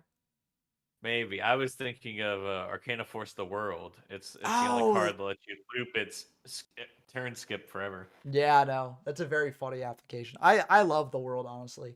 I'm going to be, you know, jamming jank with the World when I reach that point, which, you know, will be quite some time away because this month I'm going to be finishing up Yada, but we're still in DM, so a bit longer here. But it should still be very fun. So, I mean, as we're seeing from these games, like, I think the DM era is like very, very fun, and it does have some very unique gameplay. And I haven't really been commentating on this game that much. I mean, we've been more just talking about the animes and the manga, um, which I apologize if you've been sort of waiting for my commentary. But the interesting thing about Yugi-Kaiba is I feel like Yugi-Kaiba also the games sort of speak for themselves largely. Like when you're playing them, I feel like they're very, very engaging, but I think to watch they're a bit less engaging in terms of like a technical level. Like when you don't know all the options that each duelist has at their disposal, the gameplay is very, very basic. But it's still very, very fun. It's just, yeah. Illustrator says try Level Eater. Oh, I didn't know that Level Eater was a Ubel card, or at least I forgot about I it. don't, And, I don't, I think it was in 5Ds, but I think they were just saying, I think they were just saying it oh, works for for the the world. world. Okay, yeah, yeah. Yeah. No, that makes sense. Yeah. Oh, that's very funny, actually. Yeah, because the world is like a level 10, I believe, right? 8 or 10, Oh, or actually could be 9. It could be 9. yeah, it might be 9, but yeah. But yeah, so that's a really good tech. I like that a lot, Helistrator. Um, yeah, I'm excited for that period. Level Leader is also another card that I'm gonna be doing a fair amount of experimentation with because I feel like it's sort of like underexplored in formats that have it before, like before very later on, right? Eventually, it becomes obviously broken. Um, but I think even before like it gets broken with like links and things, there are a lot of interesting things you can do with it. But this is a very intense game state, by the way. Both players are down very, very low. They've used up a couple of Bokus, although Soul still has 2 left. Do we have a change of heart? Oh, it's already been Yeah, Change of used. Heart's Huh? been used, but there are some other things that can do it here. Soul Exchange Oh, on the Summon Skull is pretty good. Turns around. Looking for the top says, did a fusion deck ever become meta or rogue viable during the GX era of TCG? And Healer Stretch says Glad Beasts were high tier 1 for a while if those count. I do think Glad Beasts do count in that respect. It is kind of like cheating out a fusion monster because it's contact fusion, but I count it more than something like Scientist FDK, which is just like not even fusing at all. It's just using an effect to like really cheat them out. So I count Glad Beasts more than I count Scientist FDK. But besides Glad Beasts, I'm trying to think if can't think of they're anything. yeah. I mean, heroes eventually, but that was kind of like into the Synchro Yeah, era. yeah, heroes you needed like a lot of help for, and like when they were viable in Rom GX, heroes. yeah, when they were viable in GX with like potentially DDT and stuff like that, they weren't playing fusions; they were just playing like Stratos, Diamond Dude, things like that. Um, so yeah, I'm trying to think. Yeah, I feel have like to love how crazy super polymerization is in the anime. I think they use it to mm, like fuse dimensions together. yeah, they also I think fused Jaden and Ubel's soul together. I think as well. Yeah, Um, I think that's how they in become the the end, Supreme King. yeah. Um, Yeah, Hilo Shroud brings up a good point. Fusions have always been really good, just not using normal fusion summons. And yep, that does happen. Um, yeah, looking for stops. So vanilla poly or a poly-like card never made it big during that era. And yeah, unfortunately, that is the case, I believe. Oh, I guess Cyber Dragon maybe have some jank options there, like, Yeah, but really they're used for like Stein. Cyberstein stuff when they come out. So yeah, I think Hero Strider is correct here. They said I think the first meta rogue deck that actually used polymerization or like a form of that was Shadal's, and Shadal's really were big for changing the game with fusion summoning, like because you were actually fusion summoning, like you were using a spell card Yeah, to yeah. They to only two they only had to monsters. make an archetype where anytime a monster's sent to the graveyard, it's a +1, and also when the fusion monster dies, you get the fusion spell back. And also, if your opponent has an extra deck monster on field, you can send from deck to grave as opposed from hand to grave. Although I will say before that, like there were some like we see heroes in Edison, right? Heroes like using Absolute Zero and stuff like that with Miracle Fusion and the like. So there are things like that which can be very good Hmm. earlier on. But Oh yeah, Overload Fusion OTK was meta for a few months. That's right. So like Chimera Attack OTK and stuff like that. Just potentially Fusion and getting a ton of machine monsters in Grave, then just going for an Overload Fusion to bring out a Chimera Trick, Over Dragon to kill your opponent is a classic play from early on. It looks like Soul is going to go for a Waboku here into the Neo, and that may seem weird, but if you check Danny's graveyard, they've actually used up no reinforcements. So you do want to play around if they've got triple reinforcements and are just going for the game shot here. So I think that makes sense. Oh, looking for the top says, I think I remember seeing Gem Knight OTK before Shadal's too. And I'm trying to remember when Gem Knights really made a mark because they did come out in the Hidden Arsenal stuff. But yeah, it's kind of tricky because they've gone through multiple periods of time. I'm trying to remember when the Gem Knight stuff was actually good. Gym Knights have some super wild plays they can do with just using the fusion spell as like a I forget what even the win condition was, but I remember using Gym Knight Fusion. You can keep adding it back to your hand and using it to keep plussing off of cards like Hand Destruction and stuff, which would normally neg your hand too much. And Yeah, Magical Mallet. Gem Knight Fusion is a crazy card. I think there was an episode of History of Jank recently where they showed off just Gem Knight Fusion and the power of that. But that was like a bit later than the Shadal period. But yeah, here says they got new support in Arc V, so I think then, yeah, that's probably right. And Arc V was around when Shadal's came out as well, so I think Gem Knight didn't do stuff before Shadal's, but I don't quite know. But awesome to hear that Heroes won Tengu Mania 5 earlier. That's really cool to see. I mean, Heroes in Tengu Plant are really fun to play. I mean, they've not only got Ab Zero, they've also got The Shining, which I really love The Shining as just like Hero Fusion. It's just so cool. And like being able to recycle things with it is just awesome. So I'm a big fan of that. I can't believe I don't remember his name, but I love playing this Fusion Gate variant. And there's a light hero that has 1,000 attack, and if he inflicts Voltic. damage, yeah, you can special summon a banished hero. You banish the Stratos to get out the Shining. You summon the Voltic guy. You summon back Stratos. The thing was awesome. Oh yeah, I love that deck. It's just so much fun. Oh, we've got a Dark Hole coming, so Danny's feeling a bit confident here potentially. If they've got a monster to get in here, potentially a Lodge-in to go for double reinforcements here, this could be the end of the game. Nope, just clearing the Summon Skull. I think that makes sense. Summon Skull is really annoying to deal with, and it can kill you out of nowhere there.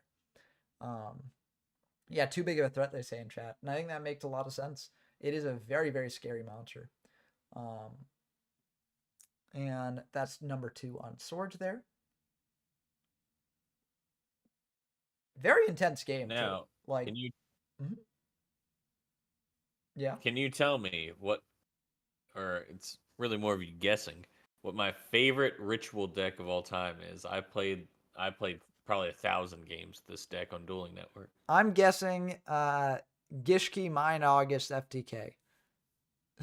No. It's not Mind August FTK, but it's Gishki's. It's okay. turboing out the level 10 and spinning. I Gigas? believe he spins the card back to the deck. Yes, and Yeah. I think I would get out 2 of them, and I'd spin 2 cards. I attack, and then I believe you exceeds into the Super Dreadnought Cannon to get the last bit of damage in. Oh, that's awesome. I do really like Gishki, just on its own. Besides the like Mind August stuff, which is cool in its own right. Like, I'm a degenerate. I like playing decks that do solitaire, and not just like sort of the sort of thing that like Yugi boomers say, like, oh, modern decks are just playing solitaire with themselves all the time. I'm talking about like actual solitaire where like, you've got the Mind August FTK, which is just doing so much stuff and taking so long to actually pull off. Possibly the longest FTK of all time. Yeah. I like that. I'm a fan of that. Like, I'm a degenerate. Isn't it like summon 5 monsters to mill 1 card with 1 day apiece or something? Yeah, it's something absurd, and I'm very excited to reach that point in the game's history in like 20 years. But But Yeah, yeah, the Gishki engine is just so good with the you can discard one of the monsters to search a ritual monster. You can discard one of the monsters to search a spell, and both of those cards can be treated as the entire tribute for the ritual spell. And they're both salvage targets, so you just get so many pluses doing your regular plays. yeah. It's so cool. And there were a bunch of really cool decks that have like really cool synergies, but just weren't quite there to reach the meta level. And I'm hoping that like through exploring these decks, just looking back at them, I'm hoping that we'll potentially be able to find that some are better than people thought. And that will be the end of the GG's. game. Yep, the reinforcements there. I'm curious if they had another reinforcement as well. Ah, right, Geki set. Powerful card, but not in this case. Oh, and remove trap in there for the ultimate offerings. Very, very cool. Wicked Worm Worm. Beast. Yeah. And Skull. So, yeah, very, very cool match here. Down to the wire. And that's my favorite type of Yugi-Kaiba game. So, I think that the others. Okay, so it looks like Food won against Blah here. So let's put that into the thing. There we go. Food has Welcome. won against Blah, and it looks like Danny has won against Soul.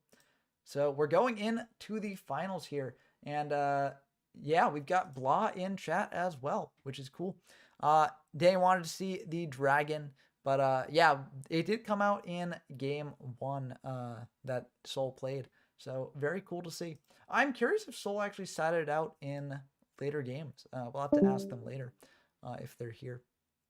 But yeah, let's see for oh the last match hasn't I believe started yet. But they should probably be in there soon. So Test, test. yep, Welcome. we can hear you, Blah. Welcome. That was an epic Exodia win earlier in the night. Like that was super super cool. People were pogging off in chat for good reason because that was insane. Last card of the deck, Exodia. You rarely see it like that. Yes. I just wanted to play Exodia. Yeah, No real reason. and it worked out for you in game one. While we wait for the 3. last match to game But 3, yeah. yeah. While we wait for the last match, I saw someone with a funny DB name, so I figured we'd click on their game just to have someone playing in the background. But yeah, looks like an Edison game there. So And Soul now joined. yeah, welcome Soul. Now, Soul, I have a question for you since we were watching the games and I was wondering this. Did you Cosmo Pussy Destroyer is admitted defeat. Unfortunate. Excuse me? That was their name, I think. Hopefully I don't get demonetized for that. But yeah. Well, I'm not monetized anyways, so but you know. And we get demonetized. Yeah. But Soul, we actually have a question for you. Yeah, Did you keep the Metal Dragon stuff in, or did you side out of it for games 2 and 3? I did sadly side out of them for 2 and 3 for afterwards because I just felt like depending on the matchup, it wasn't making sense to keep the Metal Dragon stuff in. Um, but I don't know. There can definitely be some testing there either way, uh, in that regard. Yeah. No, I think that. Well, I mean, look, I may be undefeated with Metal Dragon, because I've only played one match with it. But I Yeah. do think that it's kind of a cope deck. Like it's not the best. But you know, sometimes when it works, it's hype because you brought out the Metal Dragon. But yeah, I think you were probably right to do that games 2 and 3. And it worked out for you in the first game that you played tonight. So yeah, it was pretty good. But Yeah, I think just part of it is it just depends as well on the deck. Like that previously, the first match, that deck was plain like basically was an anti-ultimate offering deck with having the Ukazis and probably had like Just Desserts as well. Uh, so I think it really just depended on what matchups I had to where I think the Metal Dragon stuff made sense to keep or not to keep.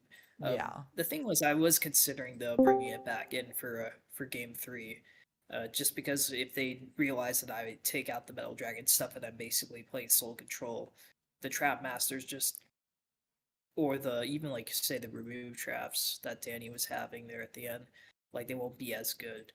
So it's not like I would like completely side out of it, but it just depended on what matchups that I'm facing, and the matchup that I faced previously just made sense to take it out for that. But I think I would have brought it back in if I had won game 2 against Danny. So yeah. Yeah, no, I think that makes sense. And that applies to a variety of decks in this format. The nice thing about Yugi-Kaiba is that you can really transform your deck with just a small number of changes. So the side deck becomes basically a tool to completely shift up your style of play. And sometimes you have to do that against certain decks. So as we saw there. Yeah. Yeah, and I think the other thing too is in the first game with Danny, because within my deck I was playing card destructions. Something I did. Apologies for interrupting, but they've started. Yep, we know. Okay, We're that's in. good. But Yeah, yeah. but yeah, no. Like the thing was about it is I made a bit of a misplay in game 1 against Danny because I flipped up a man eater bug when I was at like a pretty low life total. I think it was like 21 or so, and I felt like if I had just essentially at that point played it as more of a stall mill deck, I think there could have been a shot there. And I feel like that's sort of partly the idea with these sort of like fusion control type decks is to sort of have it be able in like the secondary wing condition is to deck out the opponent as well. So Yeah. I think that's something I could have done differently. There was just been at least a lot more like I think just played it a bit more safe. I think in game 1, and maybe it would have changed things, but who knows? I was at a very low life total either way, so yeah. Yeah, it's tough to say in cases like that. And, but this gets into the discussion of like Yugi-Kaiba is such a skill intensive format. And it really just is like minor plays that can make or break a game. And Yeah. I mean that's part of the fun of it, right? Like because it really does all come down to technical play. And that is very rewarding for people who enjoy it. And I mean, I really enjoy it as well. So, Yeah, like it wasn't like that's what I'm saying. I think the matches were pretty solid, and I think like you said, something that is important to do is to go back and review those plays because that's something I've just been thinking about. If I was going to enter the tournament with one of these decks, what could I do to improve my play there? But I think I guess the other discussion is as well as like which of the two would be better to bring to because last time I brought the Gaia version and An early obviously this time. push by Rago Yeah. Drago or Food. and which And it gets stopped by Wabaku. which version do you like better? Do you like the Gaia Dragon version or the Metal Dragon version? If you had to pick. So I guess like if we were gonna technically go by matches, technically Metal Dragon won more. But the thing was about the Gaia games was that I sort of didn't side out of the Gaia stuff. If I could have, I think I probably would have been better in those cases. But something I've noticed about both is that they have different like advantages and disadvantages. So the Gaia aspect, I think, is a bit more explosive in that regard, where 2,600 damage is pretty, a lot in this type of format. And yeah, obviously the Dragon Champion is higher than Summon Skull. And especially if they like waste their removal, like Gaia can definitely just win more games out of nowhere. Yeah. As opposed to Metal Dragon, though, I think the interesting thing about that is that the materials for Metal Dragon, I feel like, have some uses though outside of the fusion stuff, mainly like the tribute one. I forgot the tribute one's name, but that's essentially like a worse. Curse of Dragon? No, I think Not- you're talking about the metal one. The Yeah, Yeah. the metal. The Steel metal guy. Golem number Oh. 1, I think.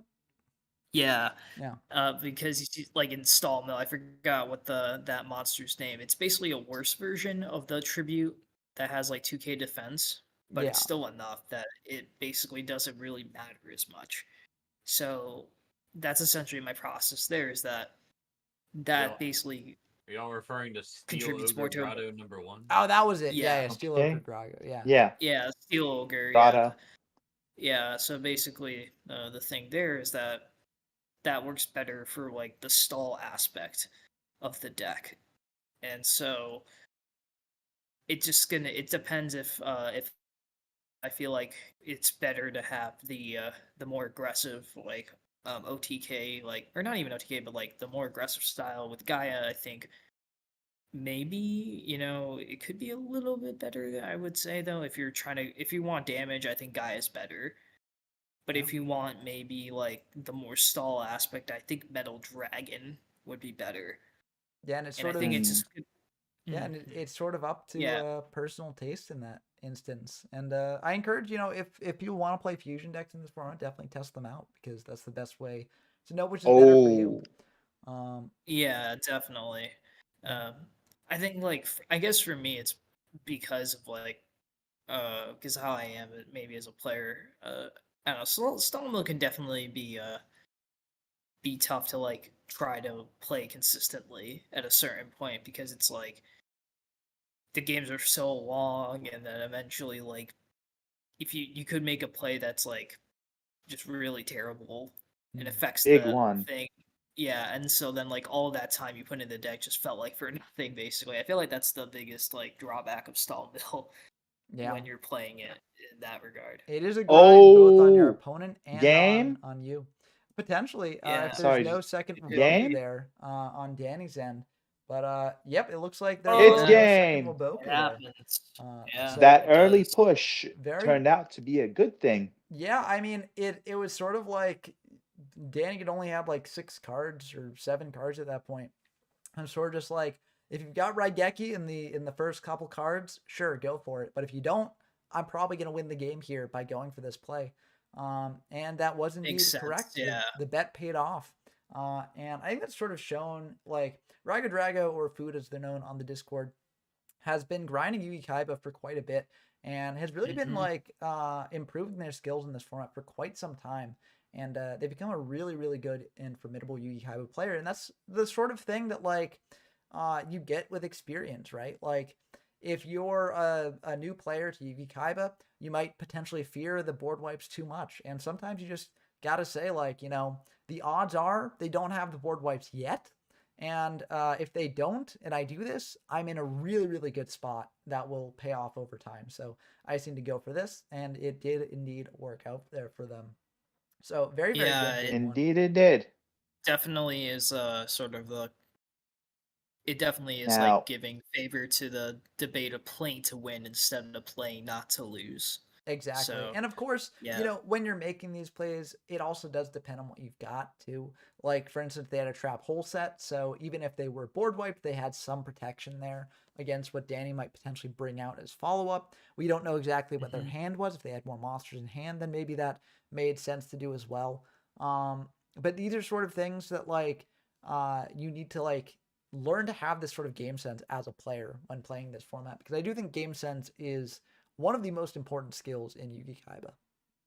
Yeah, definitely.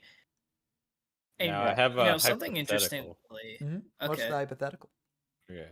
In Yugi-Kaiba format, you can only there are 2 new cards, but you can only run one of them. So you have to choose. Would you Oh, it's rather like run a level 4 vanilla with 1900 attack or a level 4 vanilla with 2500 defense? 1900 attack, easy. well, 19 is pretty good, yeah. But I don't know. I guess like So I can Well, understand the if you appeal of say the it's 2500 easy, defense. if you say it's easy, how much defense would it need for you to run it over the 1900? Like So 25 is a good threshold yeah, 25. though It's because it not a makes sense for matter. stall mill. Yeah, it's not a matter of necessarily the defense itself.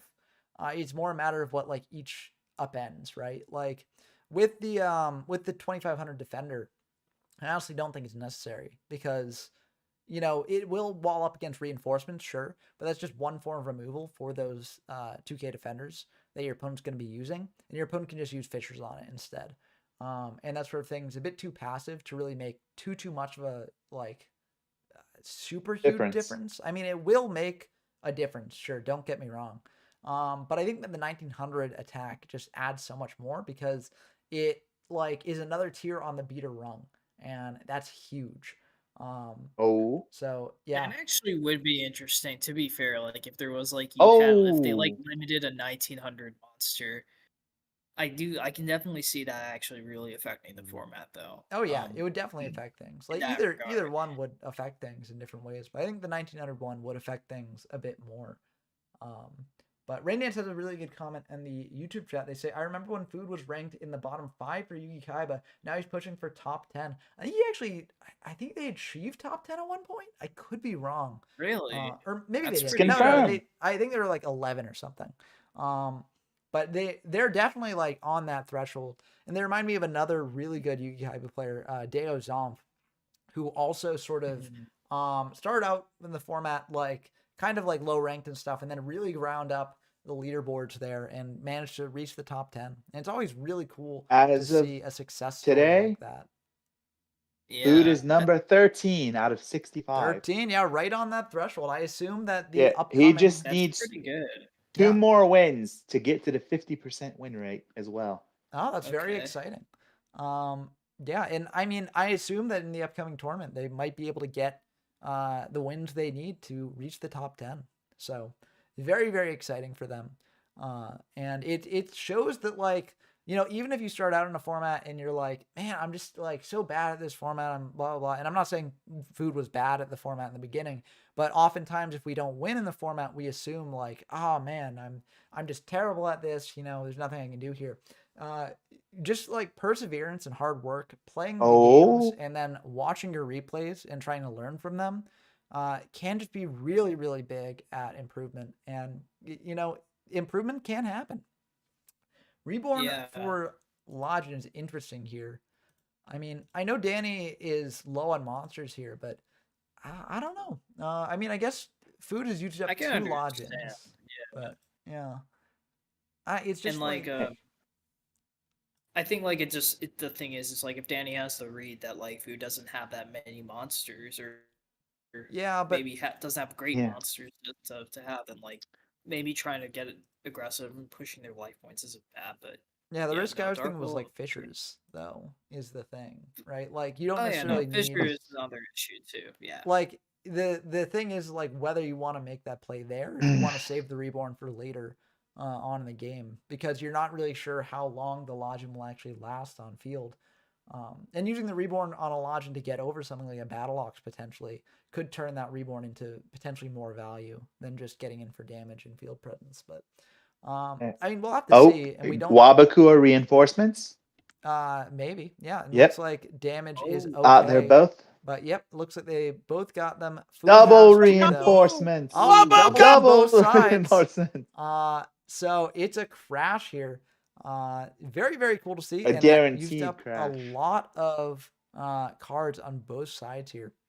Both duels are Yeah. also very, very low in life points, and Food will have the sort of priority here because Danny is summoned this turn. They've attacked in, and now Food is going to have the initiative here. So Furthermore, Danny's also used 2 fissures, so yeah, at this point in the limited game, resources. yeah, at this point in the game though, like the fissures aren't even as necessary because like you just like if your opponent brings in a monster, attacks in, and you fissure them, and you don't have anything to follow up with, like your opponent can just summon another monster, hit in for that looks like last Fu bit of does damage. not. Yeah. And then suddenly during the finals, Cole went to bed instead of waiting 10 minutes. Ah, For a second, I thought you were gonna say like you're gonna come into this duel as like Yeah. Yeah. I summoned Colox. this is game. Oh. Oh, oh Change of heart jeez. into potentially summon Skull later. Now Into Judgment. they're gonna Summon bring it Skull. out now. Interesting.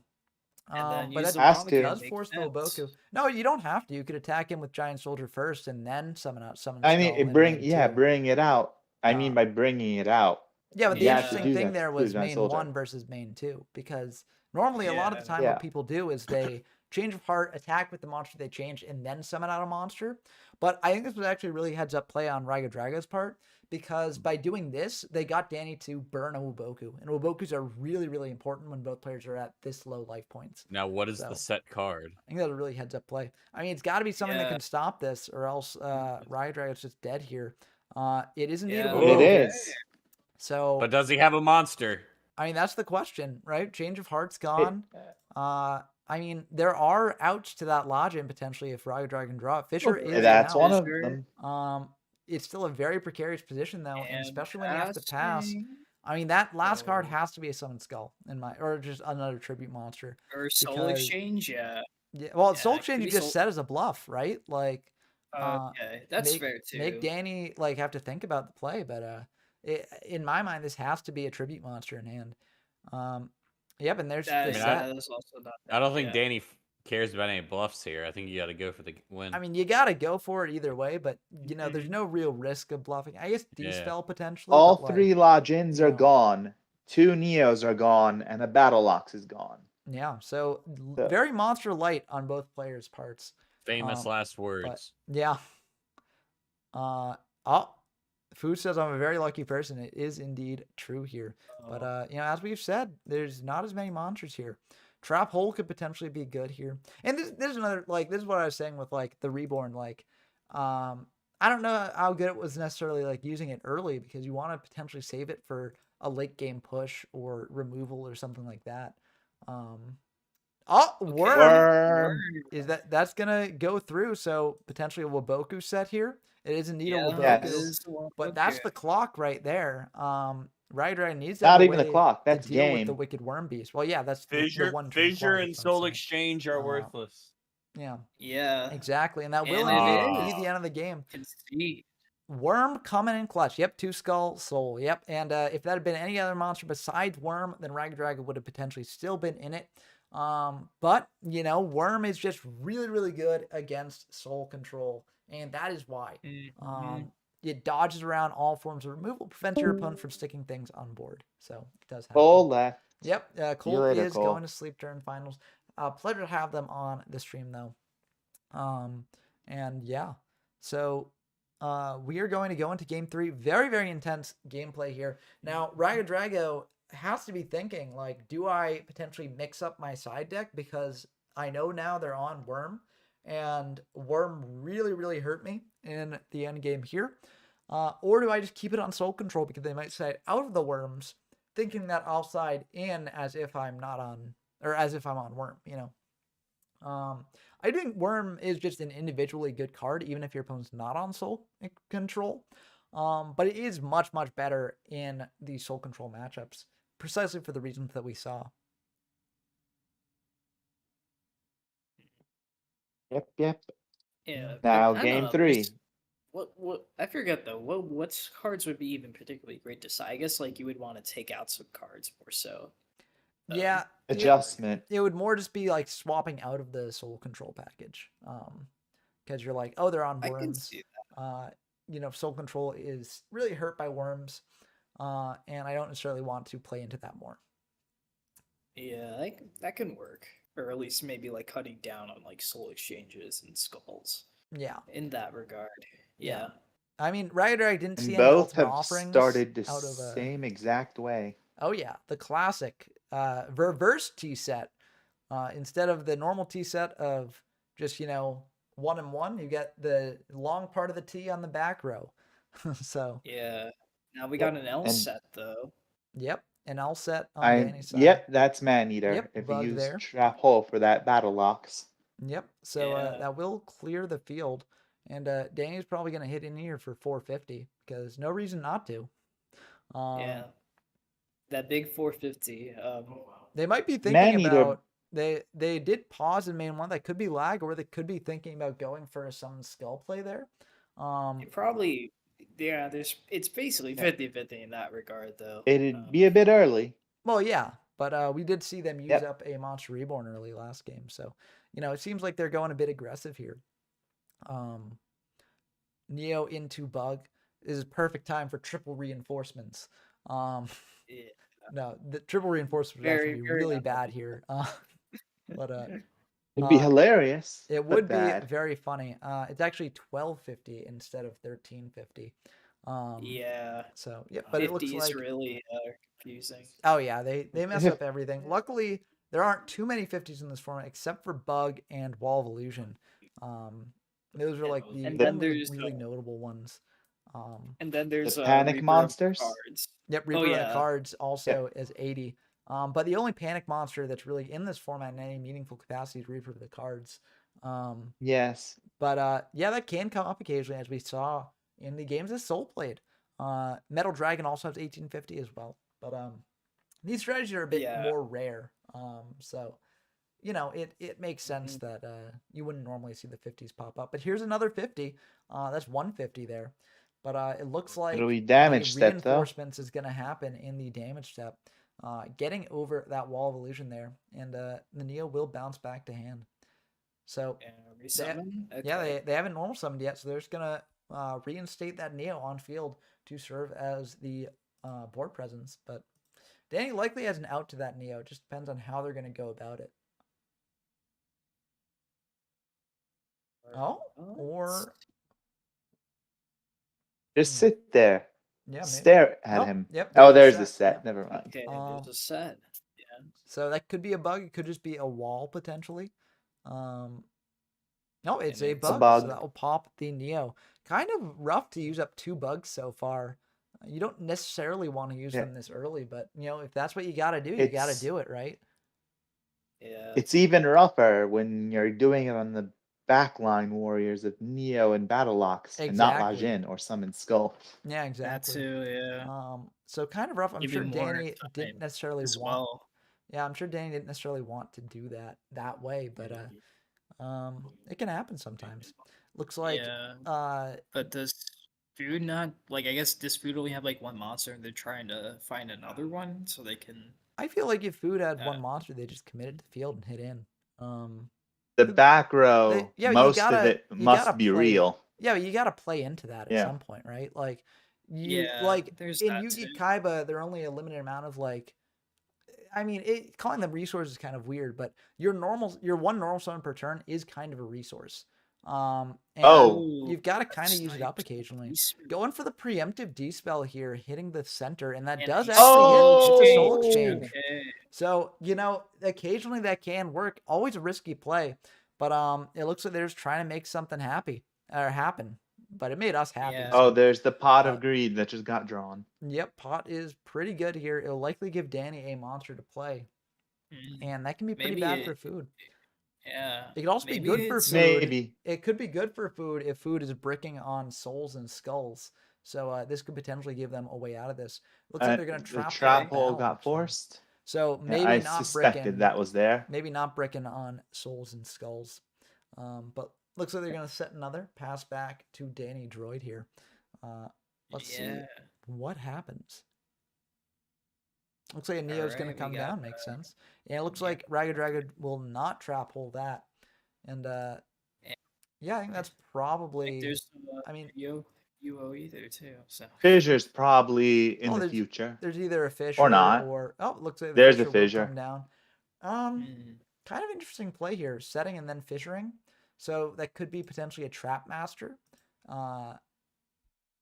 Change of Heart's going to go pretty good here if that is a trap master. Let's see what it actually is if Danny checks. Oh, it's a bug. Okay. It's I'm bug. yeah. For Summit. Ah, the set skull. Or a set Reaper if Danny sided that in. But yes.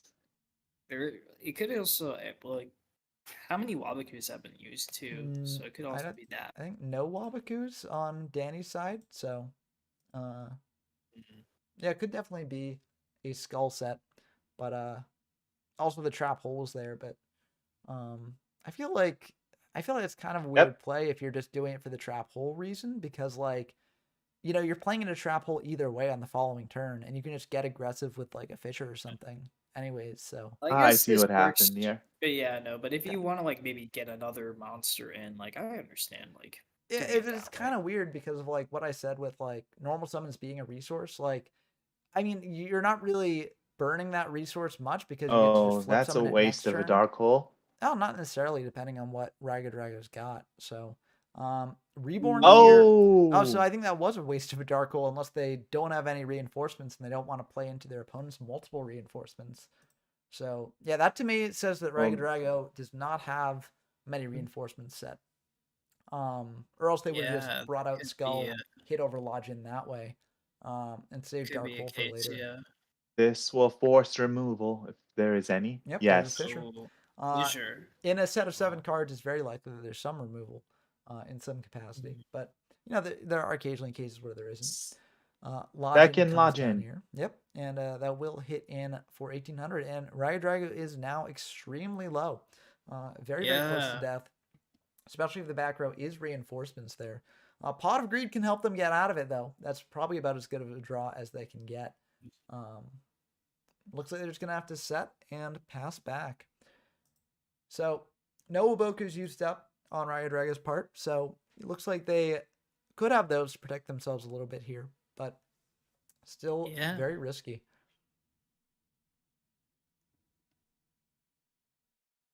Will there be a swords play? Ooh, As Raigeki. expected. Or Raigeki? And now If there's a Waboku set, it's Well, time yeah, to flip it. Uboku's gonna get fired here, and yep, that's Uboku. There it is. Makes sense. That's gonna come down So- and stop the Lodgin from hitting in. Looks like they're going And to another set another back pass row. back.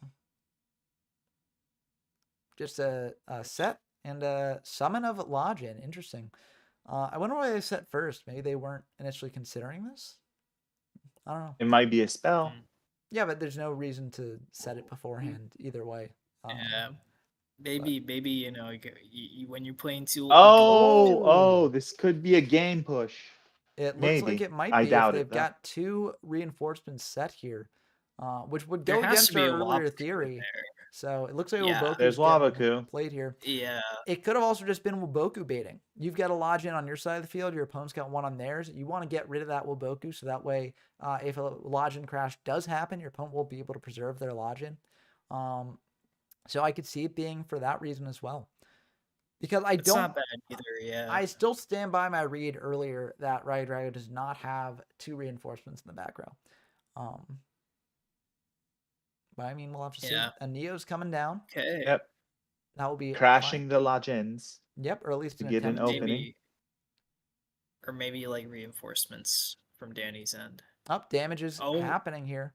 So I guess there are multiple reinforcements. Yeah, it makes the earlier play kind of weird in my opinion, Again! But yep, we got the double Yep, reinforcements crashing yet again. The good thing on Ragadrago's end is that now they don't have to fear death from this Neo attack here. So they can take that, Unless- drop down to 550. The risk no. is if Danny has like Okazis or just desserts in play, that would be really bad for Ragadrago here. Unlikely against this deck, though. Well, yeah, but you know, some people Yeah, do bring that probably stuff not. in as sort of like a Oh, there's Yeah. Neo. yep, Neo coming down. Fisher on the Oh, opponent's yep. Neo as well. That's pretty good. But there are plenty of draws that do it for Danny Droid here potentially if that last back row is not a Waboku. Now it definitely could be because again, Ragadrago knew that they could not die from that Neo attack last turn. But it very much could not be as well. So a risky It plays here really all is around. getting close though. Oh yeah, both players are very low on life points, and you see Danny checking Ragadrago's graveyard because they need to know what Ragadrago has used up. It's at that point in the game where you need to be counting however many cards you know your opponent has left in their deck and playing around that. So, swords And he's is decided an swords. extremely good. Yeah. Yeah, that is an extremely good Yeah. play there, especially with a D-spell gone. So, Ragadrago might be, you know, sort of kicking themselves for using up that D-spell so early, but they can bring out, I mean, you're playing into Dark Hole here. It's kind of iffy. Yeah. Well, I guess And I don't know about Raigeki. that Ox No, play. Raigeki's Raigeki's been used. Yeah. I guess they're playing around Fisher instead of Dark Hole because they're like Dark Hole's a one of. If you got it, you got it. But if you don't, you don't. So that kind of signals to me that they actually don't have a Waboku set because they're basically saying like I need to play around Fisher, or they Well, just it looks didn't like realize they're- they might not have yeah. realized that Dark Hole is still in play. That could be as well. That does happen Yeah. occasionally. But it looks like another Yeah. set from Danny. So no dark hole coming yet. But then again, if you're Danny, you might just save the dark hole for once your opponent has more monsters on field. Yeah, or when you're ready Okay, to that's go for weird. the game. Setting to defense. No, that makes sense. You play around Reborn this way because if Reborn on Skull Yeah. Also can't true. win, Life points aren't high enough yet yeah. So Mhm. anymore. this basically confirms to me that Ragged Rago does not have a Boku set. Or like a monster reinforcements play, I guess too. But Well, Limit all the reinforcements damage. are in Yes. graveyard first. Oh, Yep, there's dark that's hole. game. That's game. And yeah, this will likely it's be game either way. probably the game. But yep, there's Worm, Grapple? and that will Yep. indeed be the end of Alright. the game. So yeah, very, very good ones to see there. I think those were very educational as well. Dark Hole would not have mattered there though, because you don't have any way to stop it either way.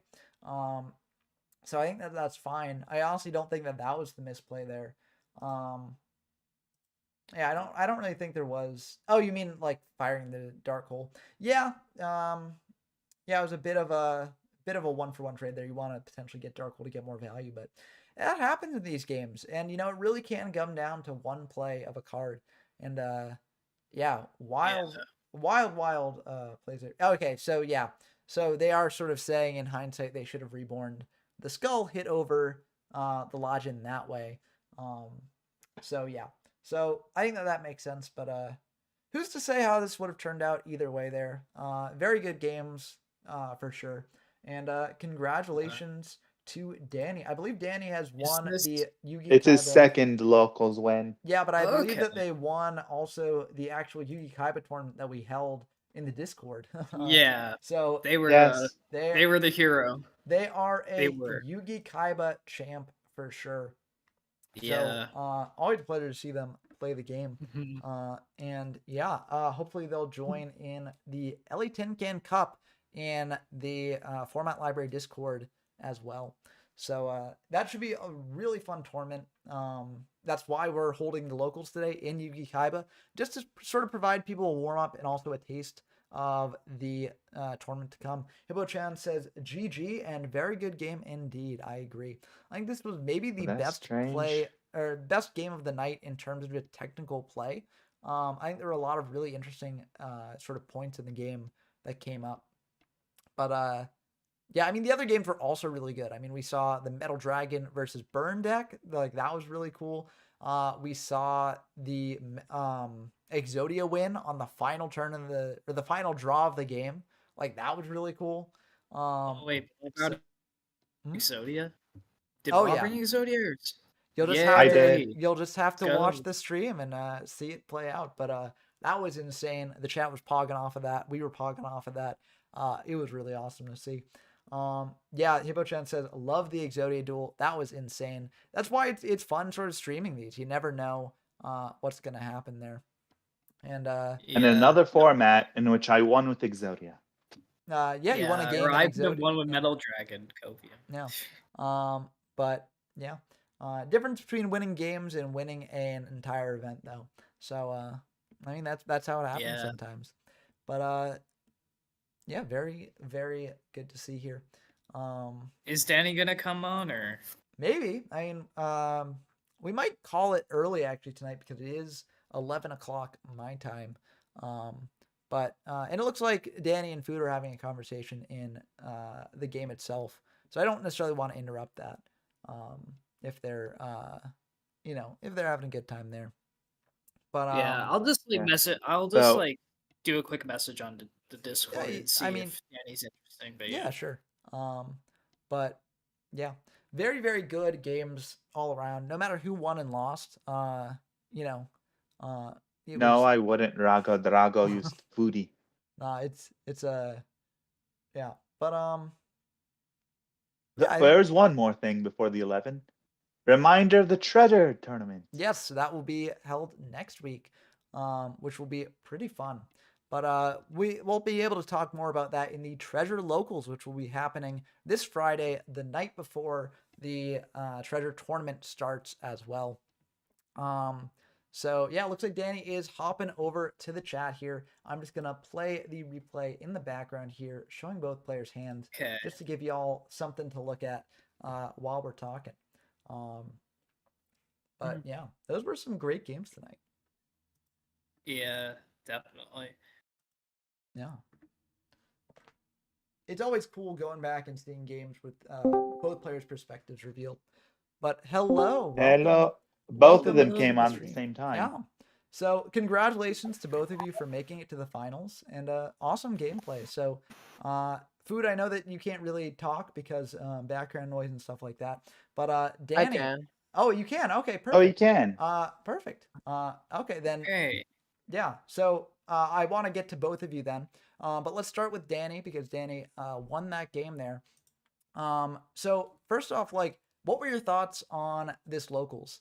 Because this isn't your first Yugi-Kaiba event that you've won in the Discord. So how did this stack up to the previous ones?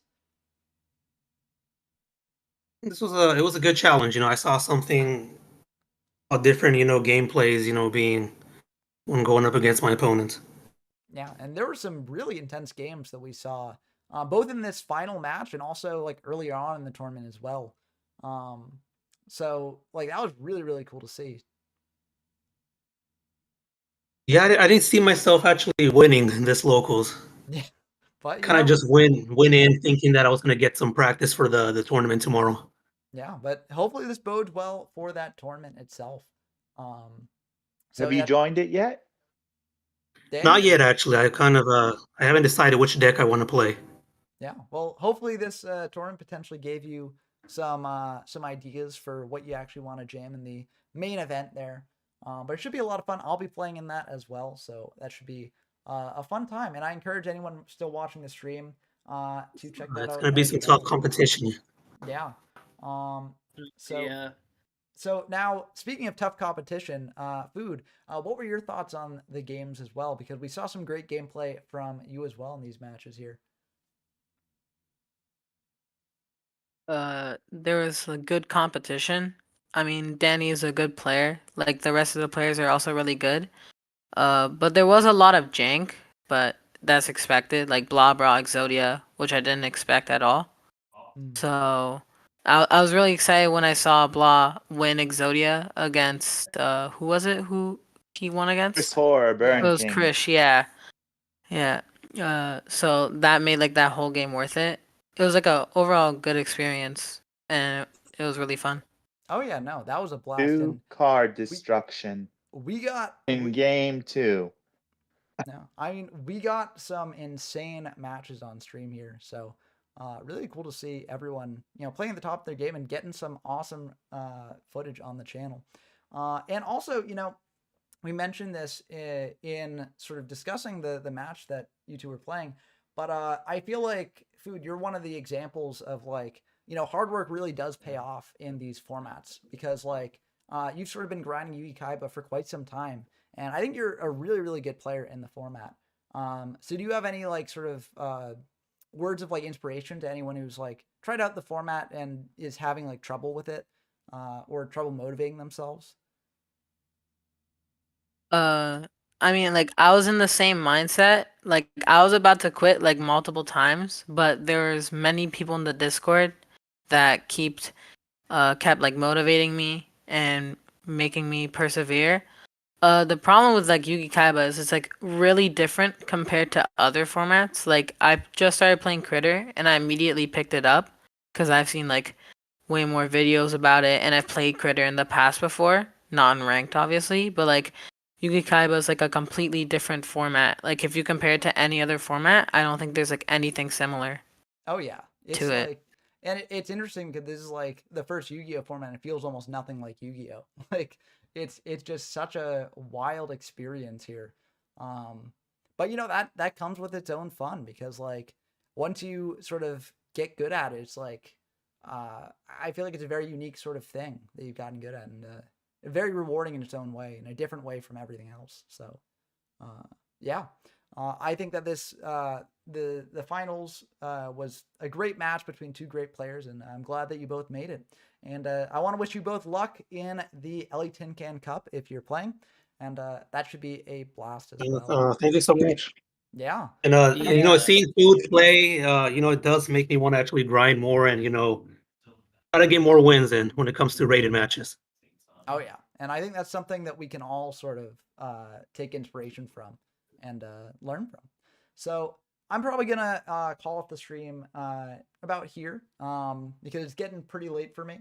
But because we started later than we normally start, but this was the most accommodating time for people, so that's what we went with. But yeah, thank you all for playing, and these were some awesome games. And I think if the LA Tin Can Cup can come close to matching these games in terms of their ferocity and sort of like awesomeness, then it's going to be a really fun event. So everyone watching, check that out. Join that event as well. But until next time, I've been Ben from YGO from Zero, and I'm signing off. So see y'all next time. You're on the couch.